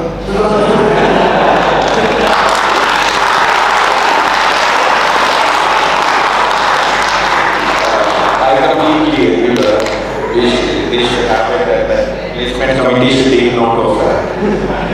So, all right. Now we have seen that now the multiple stakeholders over here, and what role they need to play. I know there are many views, but we have the time constraint as well. I will go to the point that the thing which I mentioned earlier, that whatever is not measured can't be managed. Right? Everything what you do need to be measured. Now, what are the KPIs and what are the metrics which you would like to suggest should be there for the companies and maybe the part of their annual disclosures which we need to include, which will drive the performance? I want Mr. Jessica to talk about it. So, I'll start at maybe at the company level and then talk specifically on the supply chain as well. So at company level, most companies today are publishing their ESG policy. But even if I look at India, credit to the government, I say it's a silent revolution that the Indian government kicked off by saying that the top 100 companies have to publish their BRSR report, which has all the statistics and what they are going to do in terms of sustainability. Now, I was actually with my colleague, I was saying that the Hindustan Liver of the world started doing it, so P&G is doing it, so the Indian companies like Imami and all that would actually be forced to do it because as the consumer, you said, as a consumer you would be more demanding tomorrow and the consumer would want for it. So there is a silent revolution, I would say, that is happening in India as well. We don't see it today, but it's very easy for the government. What government has said, companies you just have to publish, this is the format you publish. We don't care whether even if we put blanks in that, it could be an empty answer sheet. The government does not care, but it becomes now very easy for the government to go into depth of it, that okay, tomorrow we need to publish this as well, so the government will start asking for more. And it's very easy now for the government to go into the breadth of it as well. Say that today it's top 100, maybe top 1000 and top 2000 tomorrow. And the way this will trigger is the next revolution where if these companies have to do it, 60% of their footprint lies with the suppliers. They will have to actually ask their suppliers to do it as well, even though they are small and medium companies. So it starts at the top, but this will go to the full value chain. Without full value chain, it does not know. So that's what has happened at a government level. At a company level, what is happening is every company is publishing all the I would say the targets that they have, especially water, electricity, all that has been published very much. The gender diversity, these are the targets that come as part of the overall. If you look at the sustainability, these are what companies are pushing. Whether it it is at the same pace as what each one of us would want to have, possibly no. But I can tell you, I think things are changing much faster than you think. We'll give you a real example of what we had. Actually, one of our customers, so I have supply chain, but still one of our customers, that was a single customer, they said as carrier, as you are giving us a price of a product to sell, you have to tell us what are your scope 1, 2 and 3 emissions. Now scope 1 and 2 we know what we do inside the factory. Scope 3 we were not measuring. So most people will say the data is not available. But once the customer asks for it, we figure out a way in 2 months how to create that data. So essentially once it comes from the customer, I think things will happen and they are happy as well. So that's at a company level, and that was a lesson for us that sooner or later this is going to come, so we should be more proactive and start working on it. So it started with one product, but now we are looking at how do we have that full value chain, scope 1, 2, 3 emissions for all our products. So that's at a company level, and then once we can actually say start with the data, we can start on what are the improvements we can make. So that is the at a company level. Third, if I look at maybe a bit of deep dive on supply chain specifically, some of the things we were looking at is again, when I started looking at this like sustainability 2 years back, it was all that, okay, we want to just assess our suppliers and there are no child labor type issues, there are no problems with the supplier, and the suppliers are following the ESG policies or not. So that's what we started with. But slowly, I think the one important part was to have that vision. And honestly, internally we did not have the expertise, so we had consultants to help. But the first question was, what is the North Star or the mood that we want to look as a company? Like even my questions to our consultants were, what are the best performing companies that we want to follow? And that's the aspiration internally that we took. So we have a North Star, we are not there in the journey, but what we said is that from measuring our top 100 suppliers, we said 80% of our supply chain base, 80% by spend, we want to have clearly assess all the suppliers, and we don't want, we set a target of 2% initially, that less than 2% of our suppliers say could be bad suppliers. So that was just a starting measuring these two KPIs to start with, I would say, from a supply chain perspective. And Dr. Sir said monthly KPIs, by the way, we did actually cascade that into a monthly KPIs. We did not know how to get there, but we said, okay, every month we put a target and give it our best shot to go after it. So that's where we started the journey. So like overall, at a overall company level KPIs, we defined supply chain KPIs, and then we actually slowly thinking of how do we continue to move up the value chain in being able to measure full value chain KPIs as well. So these are just some of the practical examples of how we are moving up the value chain to all that. Great, I think great to hear this. I think we should give a clap wherever I go, wherever something is happening. This clap is, this is our monthly target which we have, right? We need to inculcate this culture, and if career is starting and it's a success story, many more will follow. So this is something which is good is happening. I would also like Mr. Shivendra to also speak on the same point. Quick. So I would mention between the KPI and the previous topic we spoke about the government regulations and the compliance. Now we need to take a global view. Maybe we are in India, but we talk about India as a global manufacturing hub, and you need to be equally aware about the regulations which are coming in the other countries that you need to bring in your KPIs. So just an example, a lot of governments globally are bringing corporate due diligence legislations. They are enforcing, focusing on human rights, focusing on environmental impact. And now Germany recently is deploying that. And if we, as an Indian supplier, are part of that supply chain, you need to have that KPI. Otherwise, you can suddenly be out of the business because they say no, you don't have that. So it's a global environment, as Mr. Singh said that it's an interconnected world and economy. So KPI, North Star where you want to be, but where you have to go with the compliance. So bringing all those regulations where your customer is, where your country is, to make sure that you are he or she point of view that you have that visibility and you are able to comply with that. Thank you. Thank you, Shwendra. So what we are ideally saying is that certainly we need to have the media, we need to create the success stories, and then follow it to make the follow-up. And one thing which comes out is borrow with right. You don't have to reinvent the wheel always. Right? If something is good happening, he mentioned about 80% of the suppliers, focus with the few suppliers, is don't reinvent the wheels.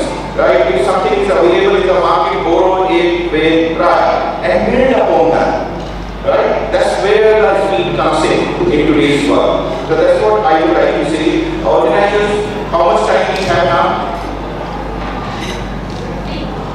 10 minutes? 15 minutes? Oh, I have enough time then. Alright, so I go to my next question is that in this technological world where there is so much of advancement is happening, right? Everybody is talking about this jargon which is there, AI, ML, IoT, etc. Right? We all must be reading every day about it, right? I would like to ask my fellow panel members that what role these technologies can play for supporting the circular economy. Right? What roles and they can play a role for certainly. So I would like to start with Mr. Manda that what these technologies for him they can play. These are the good technologies which are happening and then how do I use them in my favor?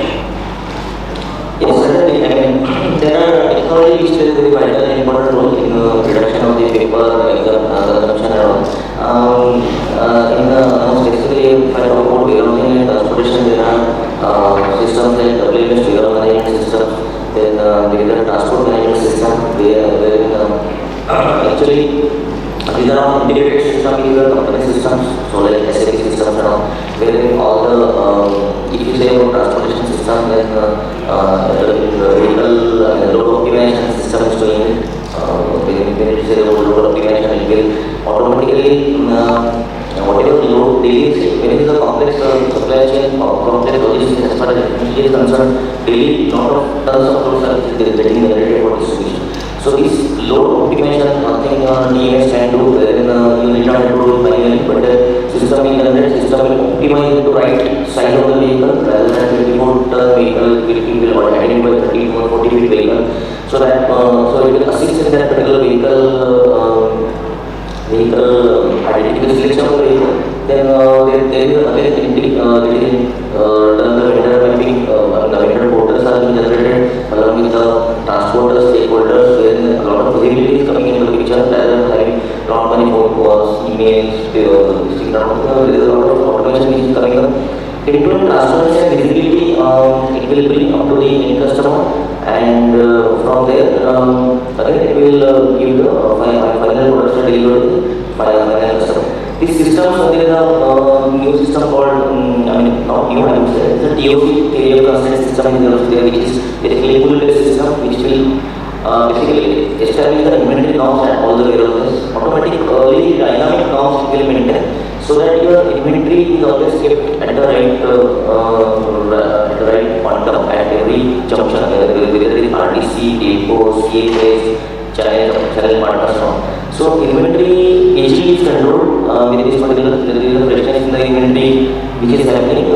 See, to reduce the waste, it is important that you should monitor the inventory aging also. You should set up optimum stock norms in all the places. You should you should increase your stock turnover ratios and reduce the expiries for the recycling. So if you, even if that is also in linear way, again, when I go back to linear initiative, that linear also needs to be taken so that the expiry, that happens in case of medicines, there is a high quantum of medicine which is normally expired at either chemist level or where, so we have to do the recycling. So it is important how we manufacture. It's a pull-based system again.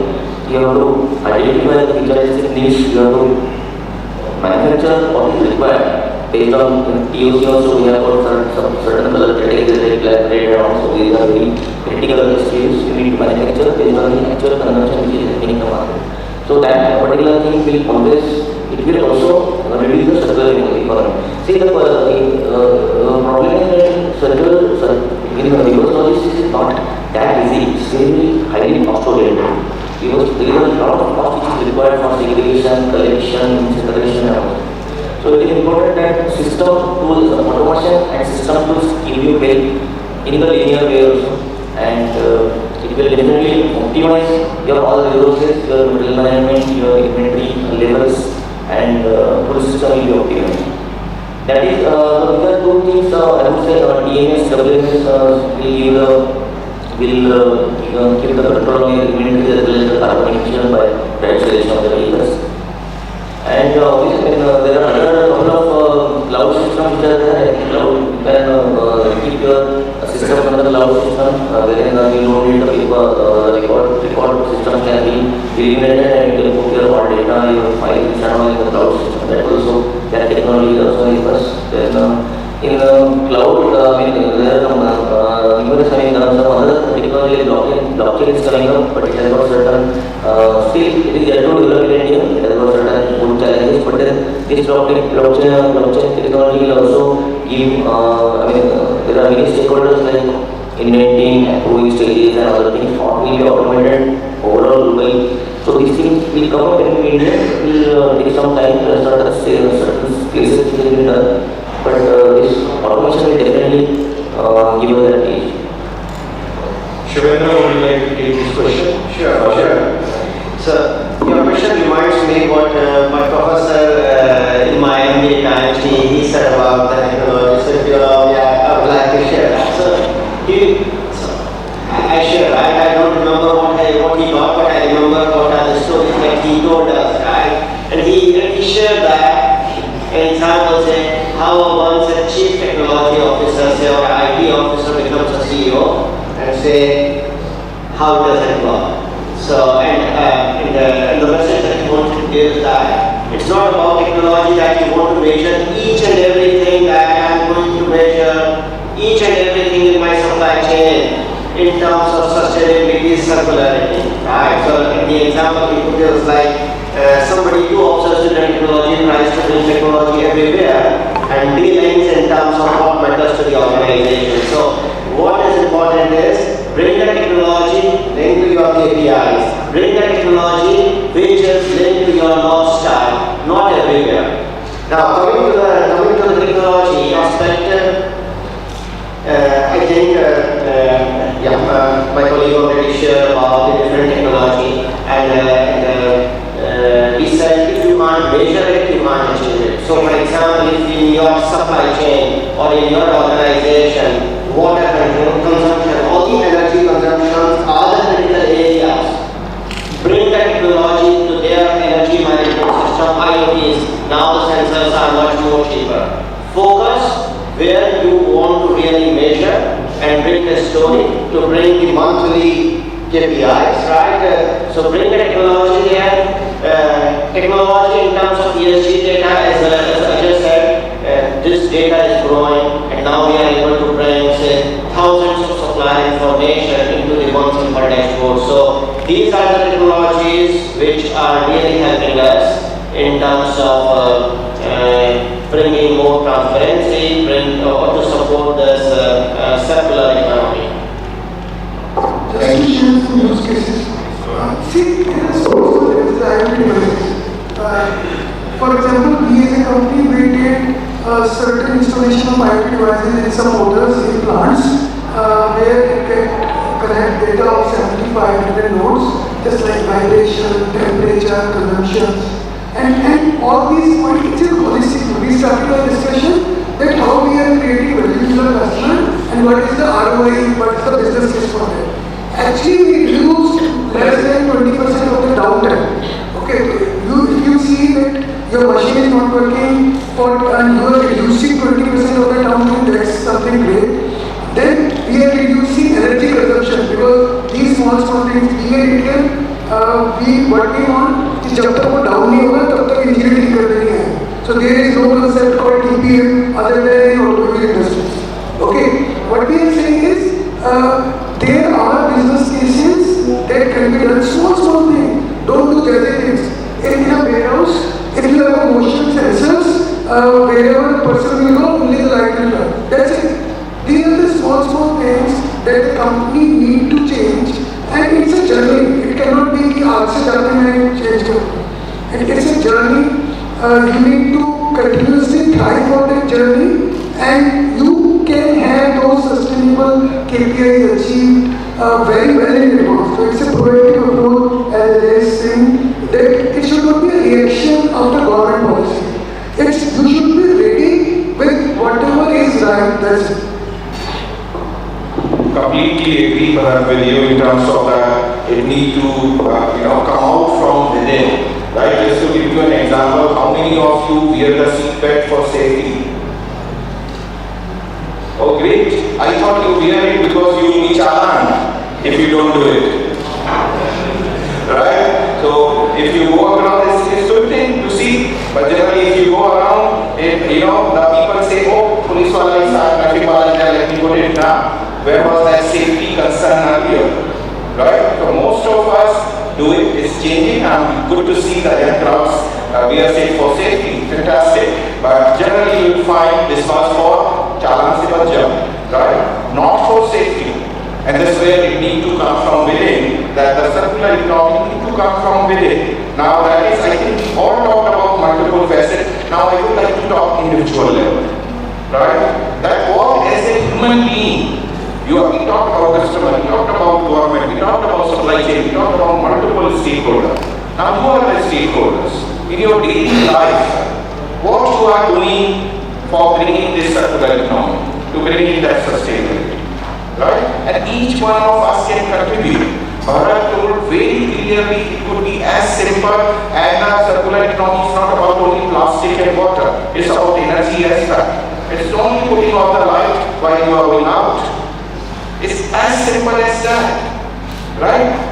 Using the material to fullest to its life, or refurbishing it and reusing it. And there are multiple examples we can have. So this is something that we individually also can contribute in our daily life, in our family, at our home, also into the circular economy and support the sustainability.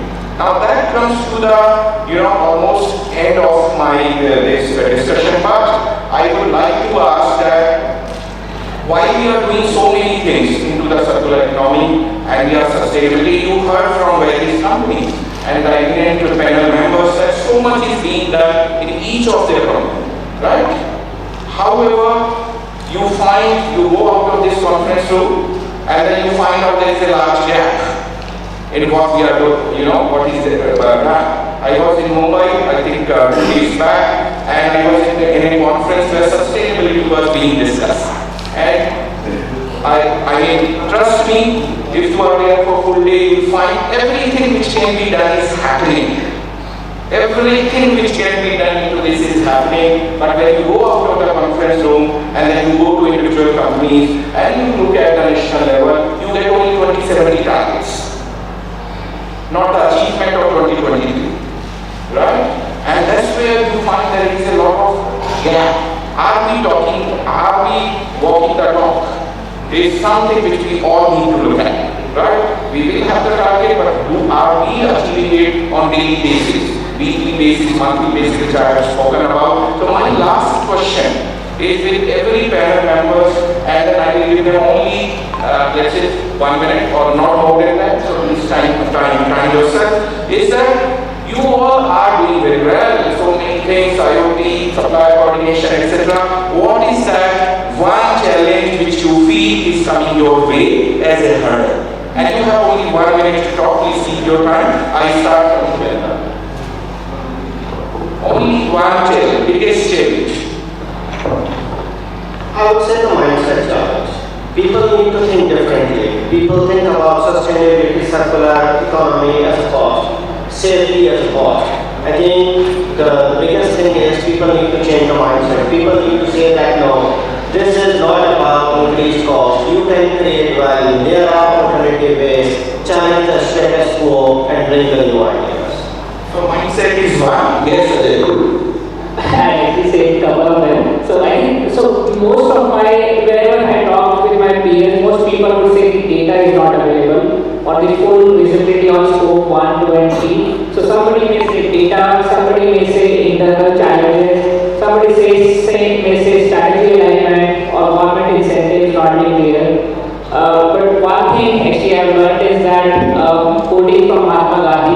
then we have to be the change that we want to see in the world. And the change will begin from each one of us. So we have to take up what we want to do and drive that change. So set example, lead by example is something which he wants to say. Yes, Mr. Bharat. Yes, sir. Which we are doing is a change management and relentlessly towards change. I am doing some work, I am doing some process for the last 20 years. Why should now I change? And people need to come out from their easy zone. So this is something that relentlessly towards change is the biggest challenge within the company. Resistance to change is the third one, which is talking about, I think, human nature is like this, that we resist to change, right? Mr. Mandal. Yeah, I think the biggest challenge is to have to change the entire ecology, right, from the start to end, all the stakeholders. So there needs to be as I said, right from the vendor and to the customer. So it's a completely integrational approach towards sustainability and waste reduction. And obviously, one product side is change management. So rather than looking at the cost, we should look at the revenue side of things. So we must change the cost mindset towards sustainability, as well as we should not look at it as a high cost to we should look after the revenue generation. Probably tax particular thing and change management and entire ecology change will definitely bring a certain change in function. Thank you very much. The fourth point is integrative approach, right? You need not to work in silos. So I repeat, number one is mindset, which is a hurdle. Second thing is in terms of lead by example, you will give a lot of lectures, but you don't do it yourself, right? So lead by example. Third is resistance to change. And fourth is working in silos, we need to work in integrated way. Thank you so much, students, for giving a patient hearing to all of us. I hope it was value adding to all of you. And I thank you, IIM Amritsar, for giving us, all of us, this opportunity to come here and interact with you. It has been fantastic. And I also thank my fellow panel members, right, for giving their time and bearing my questions all throughout and answering them so well that even I learned something today new, right? So thank you very much once again.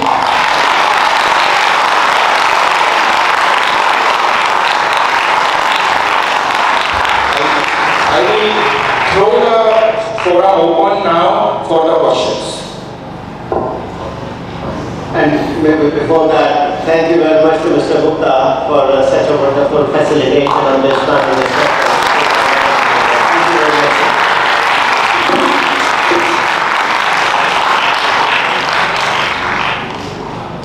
Good afternoon, everyone. My name is Anjali, and my question is regarding reverse logistics. Given the complexity of reverse logistics, how do you ensure compliance with legal and regulatory practices that are particularly in handling and disposal of certain products? Are there any innovative practices to make it efficient, or will third-party collaboration solve it? See, no company is doing by their own, so it's a third-party collaboration only. Okay? The main thing is what I was saying, it is the information that pass hand in hand, and we are using different softwares, different IoT devices, which help us to gather that data and then act accordingly. This is the simple thing that I asked. And just to add on that, I think, so when you talk about waste and disposal or say return, right? In today's time, it's not like, okay, I give it to a contractor and it's a contractor responsibility. No. If you are the generator of the waste, you are responsible to make sure that it is not going and getting dumped into somebody's farmer land, because at the end of the day, it's not the contractor who is the transporter, it's the originator who will get punished. So don't close your eyes and say, yeah, I give it to somebody and they will take care. You need to make sure that you have due diligence and understand how this waste is going to be treated and disposed.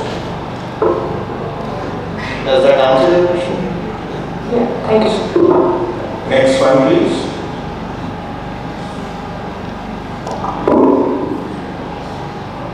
Say your name and then ask me. Yeah, so hello, my name is Ankit. My question is the point that you were making about effective penalizing. Like when we were in Lucknow and Kanpur is a bed for a lot of leather production. So there we used to see reports where government is penalizing those who are directly dumping the leather processing chemicals into the river. So the setup of plant was costing around 45 to 50 lakh rupees who can treat those chemicals, and the penalty was around 1 or 1.25 lakh rupees. So as a producer or a manufacturer, if I am very conveniently paying that 1 or 1.25 lakh rupees instead of going for setting up a 40 lakh rupees plant, so how can effective penalizing work here where I am very much satisfied in paying the penalty rather than the penalty is not only for 1.25 lakhs. Obviously, for 1-2 times, it's a discretion on the inspector which is inspecting that particular facility. They can seize the facility also. They have the power. Secondly, the way that the Kanpur is treating this, so it's not like 45 lakh rupees for one plant. So what they did, and there are so many societies that they are doing, so they do that collecting ETP system. So for 7-8 companies, they have a single ETP and they are treating that waste. So this is the way where industry comes together. Okay, the one thing is, you are writing the law, the other thing, there is always a way that you can bypass it.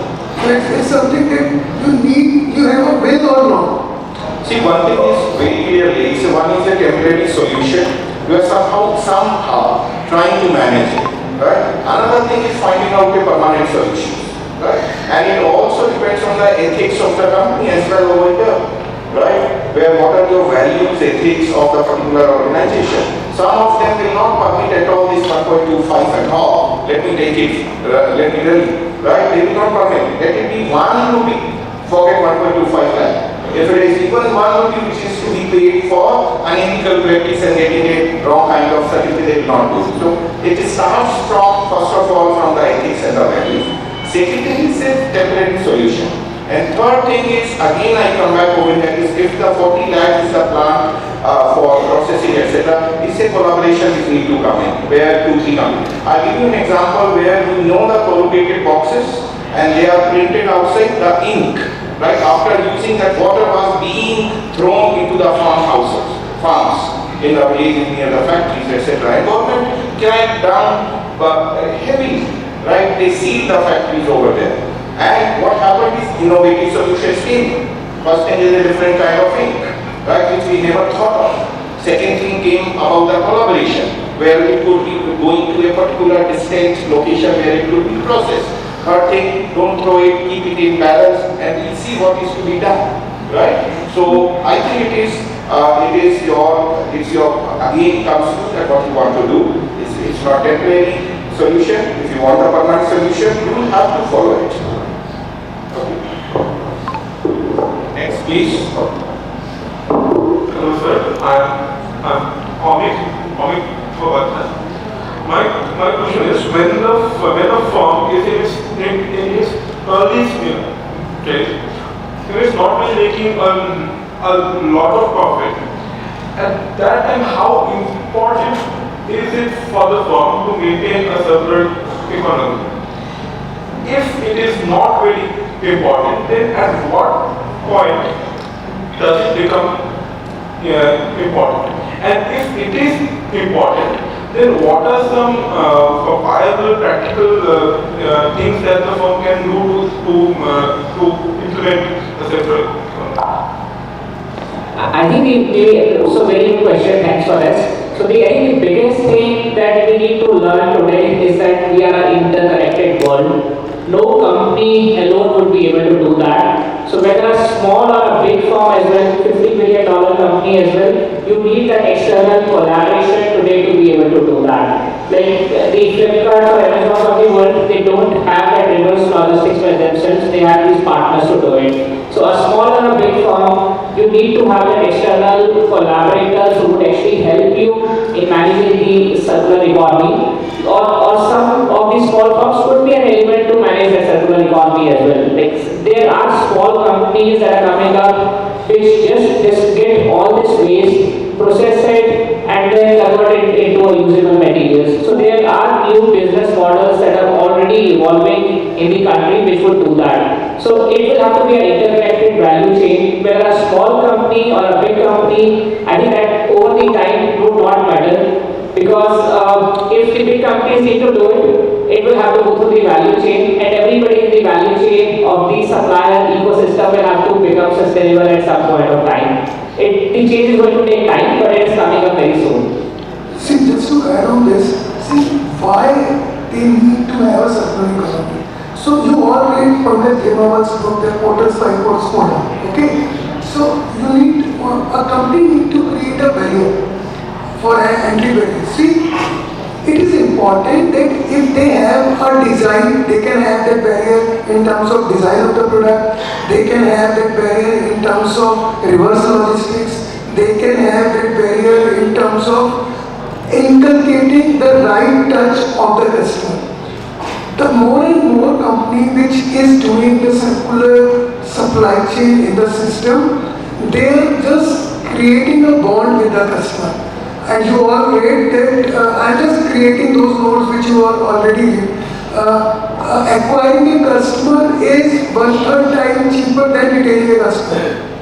Okay, so they need to have the way, the solution that Madam told us, Baba told us that discounting policy, they have a mechanism. So, and every company will not be entering into the system. You are creating a unique proposition for your customer. That's it. So it's the important time that they want to do.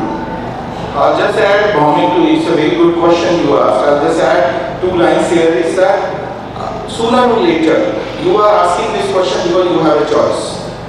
Sooner or later, it will be compulsion that you have these policies built into right from beginning. Right? Take example, I'll give you the example. If you have to export, the exporters have to export to Europe what they need. Do you know? Anyone here? You should know. They need the REACH compliance certificate. Okay? Otherwise they cannot. Now once you say they are REACH compliant, there are multiple factors automatically they fix. Right? They don't have a choice. So what we are having as of now, and that's where the penalization and strictness of implementation of that penalization comes into the picture. Sooner or later you don't have choice.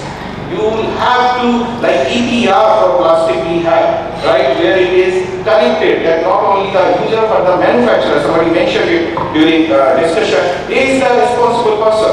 Without naming the company, if beverages company somebody sells you, it's not that distributor or retailer or the consumer. It is that manufacturer original who has to do that responsibility of recycling or whatever they are doing. So we have found a way as of now that they produce so much of plastic, they use so much of plastic, they can recycle any plastic as of now. They collect from the market. Suppose I am the brand X, I don't have to become my entire plastic X only. Right? I can pick, if I have given 50 tons of plastic in the market, 50 tons of any plastic I pick up as of now. Because we don't have that much of collection centers, distribution centers for this kind of economy. Sooner or later, it's going to be your plastic, and if I see your bottle in the street, you are going to have it.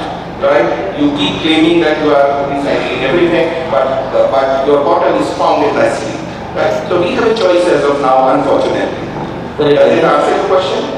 Today we have choice, tomorrow we may not have. I think what is one thing that you are distinguishing from companies, you are profitable and big companies, probably they might follow and other companies might not follow, or at one particular point they would like to follow that. It is not so. If they don't follow it anyway, they are taking as if it is a compulsion inherently, because otherwise it will affect their brand, it will affect their revenue. If something happens, then they will likely to ban the products also of the company. So there will be different. So big companies, those are coming into publishing and also definitely they have to follow, and I would say that everybody has to follow, not only that cut off certain companies, specific turnover, their cash system, so basically everybody is responsibility. So I think today is the choice, tomorrow we cannot have that. Thank you. Next. Good evening, panel members. My name is Arvind. At the beginning of the discussion, you said that creating a circular economy has become a need of the hour. It's rather a compulsion. And at the end, you said that when you go out of this conference, there will be a huge gap. What, according to your opinion, are the key research priorities and knowledge gaps that needs to be addressed now to accelerate this transition towards the circular economy?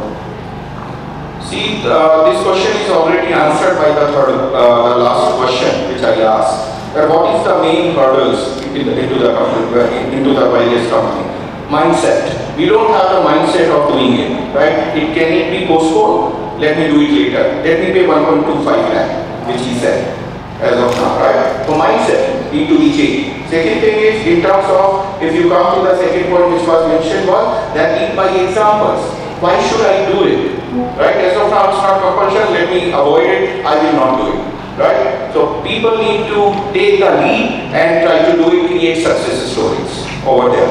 Third point was from inside, again resistance to change. You have some of the processes in which one you have invested a lot, right? Your plant, your factory, you have invested into this one, you don't want to change.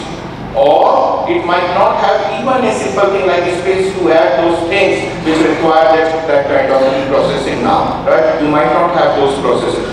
Otherwise, if I talk about what she asked about reverse logistics, you might not have a system to get the product back. Now that's where is the resistance to change it to take to initiative. And finally was the integrated approach, which is that you can't do it alone again, right? You need to bring it together. So yes, it is, we said it is compulsion. And then now need of the hour is that we come out of, and these are only 5. With another panel you'll find 1 or 2 more constraints which are hurdles which are there. We need to come out, work on them, find out the solution, and when I say collaboratively, government also need to participate into this, into incentivization, all supporting initially, right? Some of the people might not have the technology. It might be as simple as that providing them technology to do this one, right? I'll give you an example, and it can be done. If there is a will, bar into the government, it can be done. You have the industrial areas in Bati, right? The Bati was nowhere into India's map, even nobody knew where Bati is. Now it is on global map. And you know the reason? You know or you don't know? You don't know. The reason is that government provided at that, now it is ended already in 2017, they provided 10 years tax benefit over there. Right? And it was a huge tax benefit. An area where nobody will go.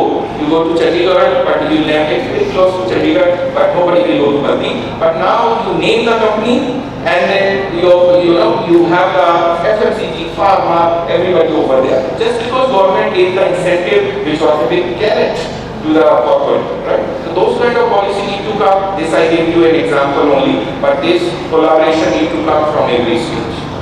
Clear? Thank you. Yeah. Anybody else? Bhavna was asking something. So Mr. Bharat mentioned about the beer company, and I am actually working for a company which is trying to solve the same problem of collecting the empty bottles. Now while I was working on it, as a team we realized that now what these trucks had to do was when they were delivering the actual bottles, beer bottles, they had to pick up the empty bottles from retailers. Now as a big company, it's one of the most famous beer company, it is possible for them because they have WMS solutions, they have a network of distributor retailers. And they were okay to hire companies to solve the problem of, because we will have to solve it. The truck should manage the empty bottles as well as the filled bottles. Then there has to be proper route planning done so that I am saying sustainable, but it should not cost us more in terms of fuel and all. So while we tried to solve all of this, I somehow thought that it is not a sustainable solution for all companies. Maybe as a big company they can do it, but is it something that even smaller companies can do it, or if not, how would they approach it? See, what you are saying is a big company have the bigger solutions. Small company have the small solutions. It is a simple thing. So you have the WM of S&P Blue Yonder, your TM of S&P Blue Yonder, but if you are a small company, you can afford any startup Noida-based startup and they can give the same solution. See, the idea is that first you have the win. Obviously, there should be a business case. The second point is this, there should be a business case. You are not solving an EHS problem there. You are solving a business case, how they can derive a value from this reverse policy. Okay, so it's against the first point that it should be a business case. Up now, because I don't know what the case is and how you are solving this, but that is for sure. You can collaborate with certain other companies. If it's 4 small companies can collaborate, it will be a one big company. They can collaborate for a particular solution. It's just like meeting all the political parties together to run a government. So it's just like that. For a cause, for a mutual benefits. Until unless those companies don't have benefits, they will not come out. I think that small companies like yours, which you are working on, you can have 2-3 industry players all are making the same problem. So you can have an industry-oriented solution as well. So there is no correct way to answer your question, but yes, you need to have some certain permutation combinations to derive that efficiency in the system. We have to create a consolidation points in India. Wherever the small companies are dispersed, like big company might have a truckload, small company might not have. So I think if you see, if there are suppose 7 additional points in all India spread out across all the zones, probably those can consolidate the requirement from 6 different companies and make a truckload. So finally, it's a return policy. It is not affecting the company's bottom line or top line. Okay, so it's a recycling, it's a sustainability. There is no competition in recycling. Because you finally go to the recycle the company which is aluminum processing, whoever is these places. Correct? Okay. That is one. See, now it gives me, when we talk about beer and other things like, there was one company called Roselis, Novelis, sorry. Novelis company, I mean, you might have heard about it. It's the largest aluminum can company. It is collecting, it's collecting 61% of the aluminum, but he told us 60% and it is recycled. Collecting almost 60% of the aluminum, almost 82 billion cans they have recycled and they have converted those cans into other cans.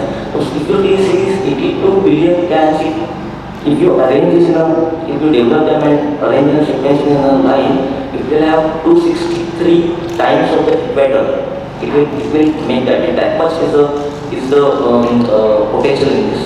So if we have a 40,000 kilometer equator, you see, if this 82 billion cans say at about in 1 feet, about 3 cans time, but if you can develop that, you will find it's 263 revolutions of the equator. So this is for the one company I am talking about. There are many companies who might be having small business, small listing, and they can consolidate. Definitely, it will be more than that. They have got German sustainability award also, this company, and they are also looking for that carbon dioxide free neutrality by 2050, 100% carbon dioxide by 2030. They are planning for 30%. So similar, these are not only related to bigger companies, but then smaller companies also can take their own.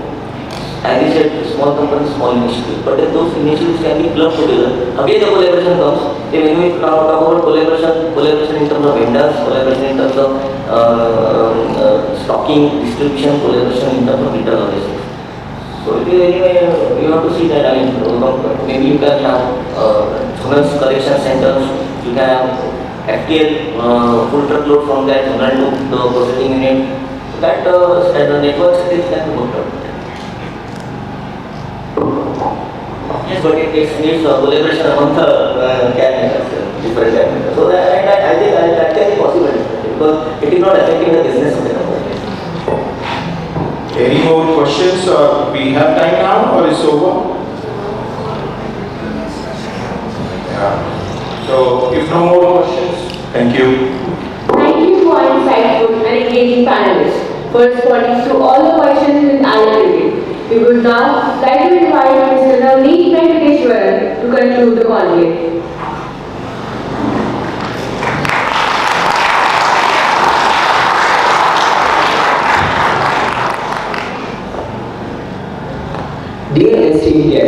respected staff, and my fellow students, I, Navani Venkateshwaran, extend my heartfelt gratitude to each one of you for making our conclave an outstanding success.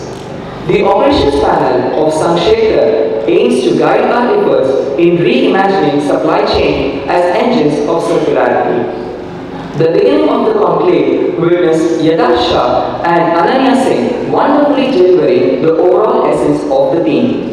As we reflect on the conversations of our esteemed speakers, we infer from our keynote speaker, Mr. Ajay Singh, sir, about the care we need to have on our Mother Earth and how our world is interconnected by global flows of goods, services, capital, people, data, and ideas.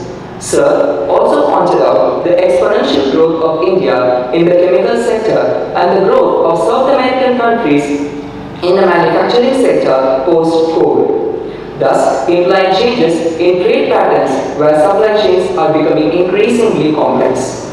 Dr. Radha Mohan Gupta sir, with high energy, shared data related to the various kinds of waste generated and also India's contributions to it. Radha Mohan sir also pointed out, it is not a matter of money, it's a matter of value that would take an organization to higher levels. Sir also notified the importance of strategy in developing each and every product or service. Mr. Mandal Kulkarni sir provided us with estimates pertaining to the gap between waste generation and treatment. Sir also insisted on reducing waste production in each process of operation like manufacturing, packaging and delivery. He also focused light on the benefits of sustainability practices. Sir also pointed out the importance of standardization and variety reduction. Mr. Shivendra Ojha sir commented on the importance of circular economy, failing which would lead to a lot of resources being wasted. Sir also pointed out that the preferences of Gen Z has on sustainable products and firmly pointed that circular economy is the viable economy. Sir also briefly explained on the external collaboration with an example of cocoa shells treatment in his organization. Mr. Ajay Sikka sir shared the data of 60% of revenue of a company being dedicated to supply chain and also notified that supply chain is the prime integrator of operations of a company. Sir also mentioned the importance of designing the supply chain of an organization and shared the reality of most companies not having carbon footprint. Sir also focused light on full value chain view, thereby giving insights on how circular economy could be converted into a vibrant economy. Mr. Bharat Bhushan Rathi sir mentioned about the four flows of return economy and how CNG and environmental friendly fuels can be used. Sir also mentioned about the great importance of money and ROI in taking up a supply chain task. Sir briefly explained us the importance of cross-collaboration and also mentioned about the incentivization and penalization strategies showcased by the government. Once again, thank you everyone for making this conclave such a memorable experience. Thank you.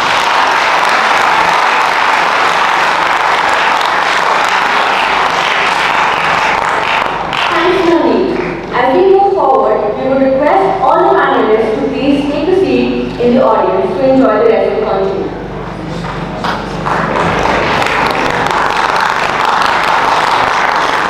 As we draw this remarkable conclave to a close, we wish to express our gratitude through a brief reflection on the pivotal moments captured by the lens of 50mm, the photography club of IIM Amritsar, in collaboration with media and publication cell.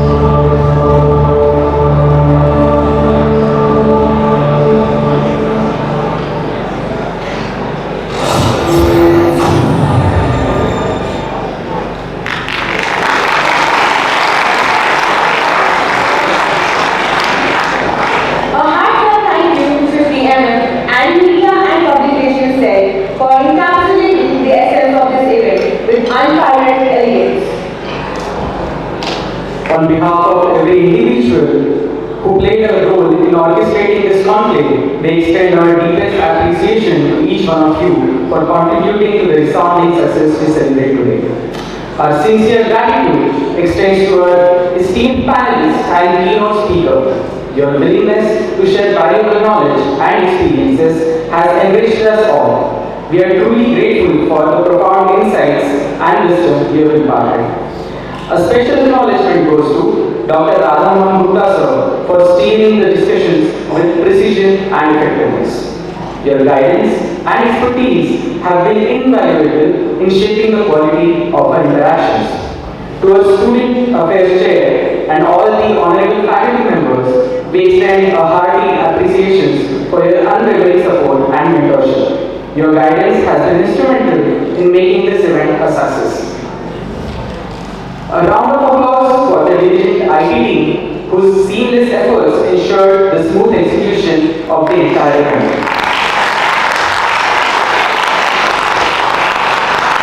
Your hard work behind the scenes is genuinely appreciated. A special note of thanks to our faculty anchor, Professor Ankit Sharma. Your unwavering support and guidance throughout the planning and execution stages have been instrumental in hosting such an extensive pilgrimage of knowledge.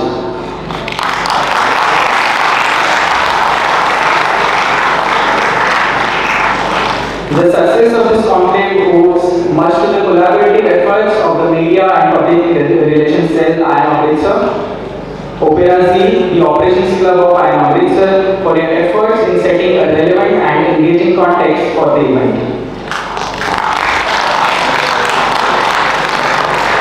Also, kudos to the placement committee IIM Amritsar for maintaining the necessary decorum and ensuring a conducive environment for insightful discussions.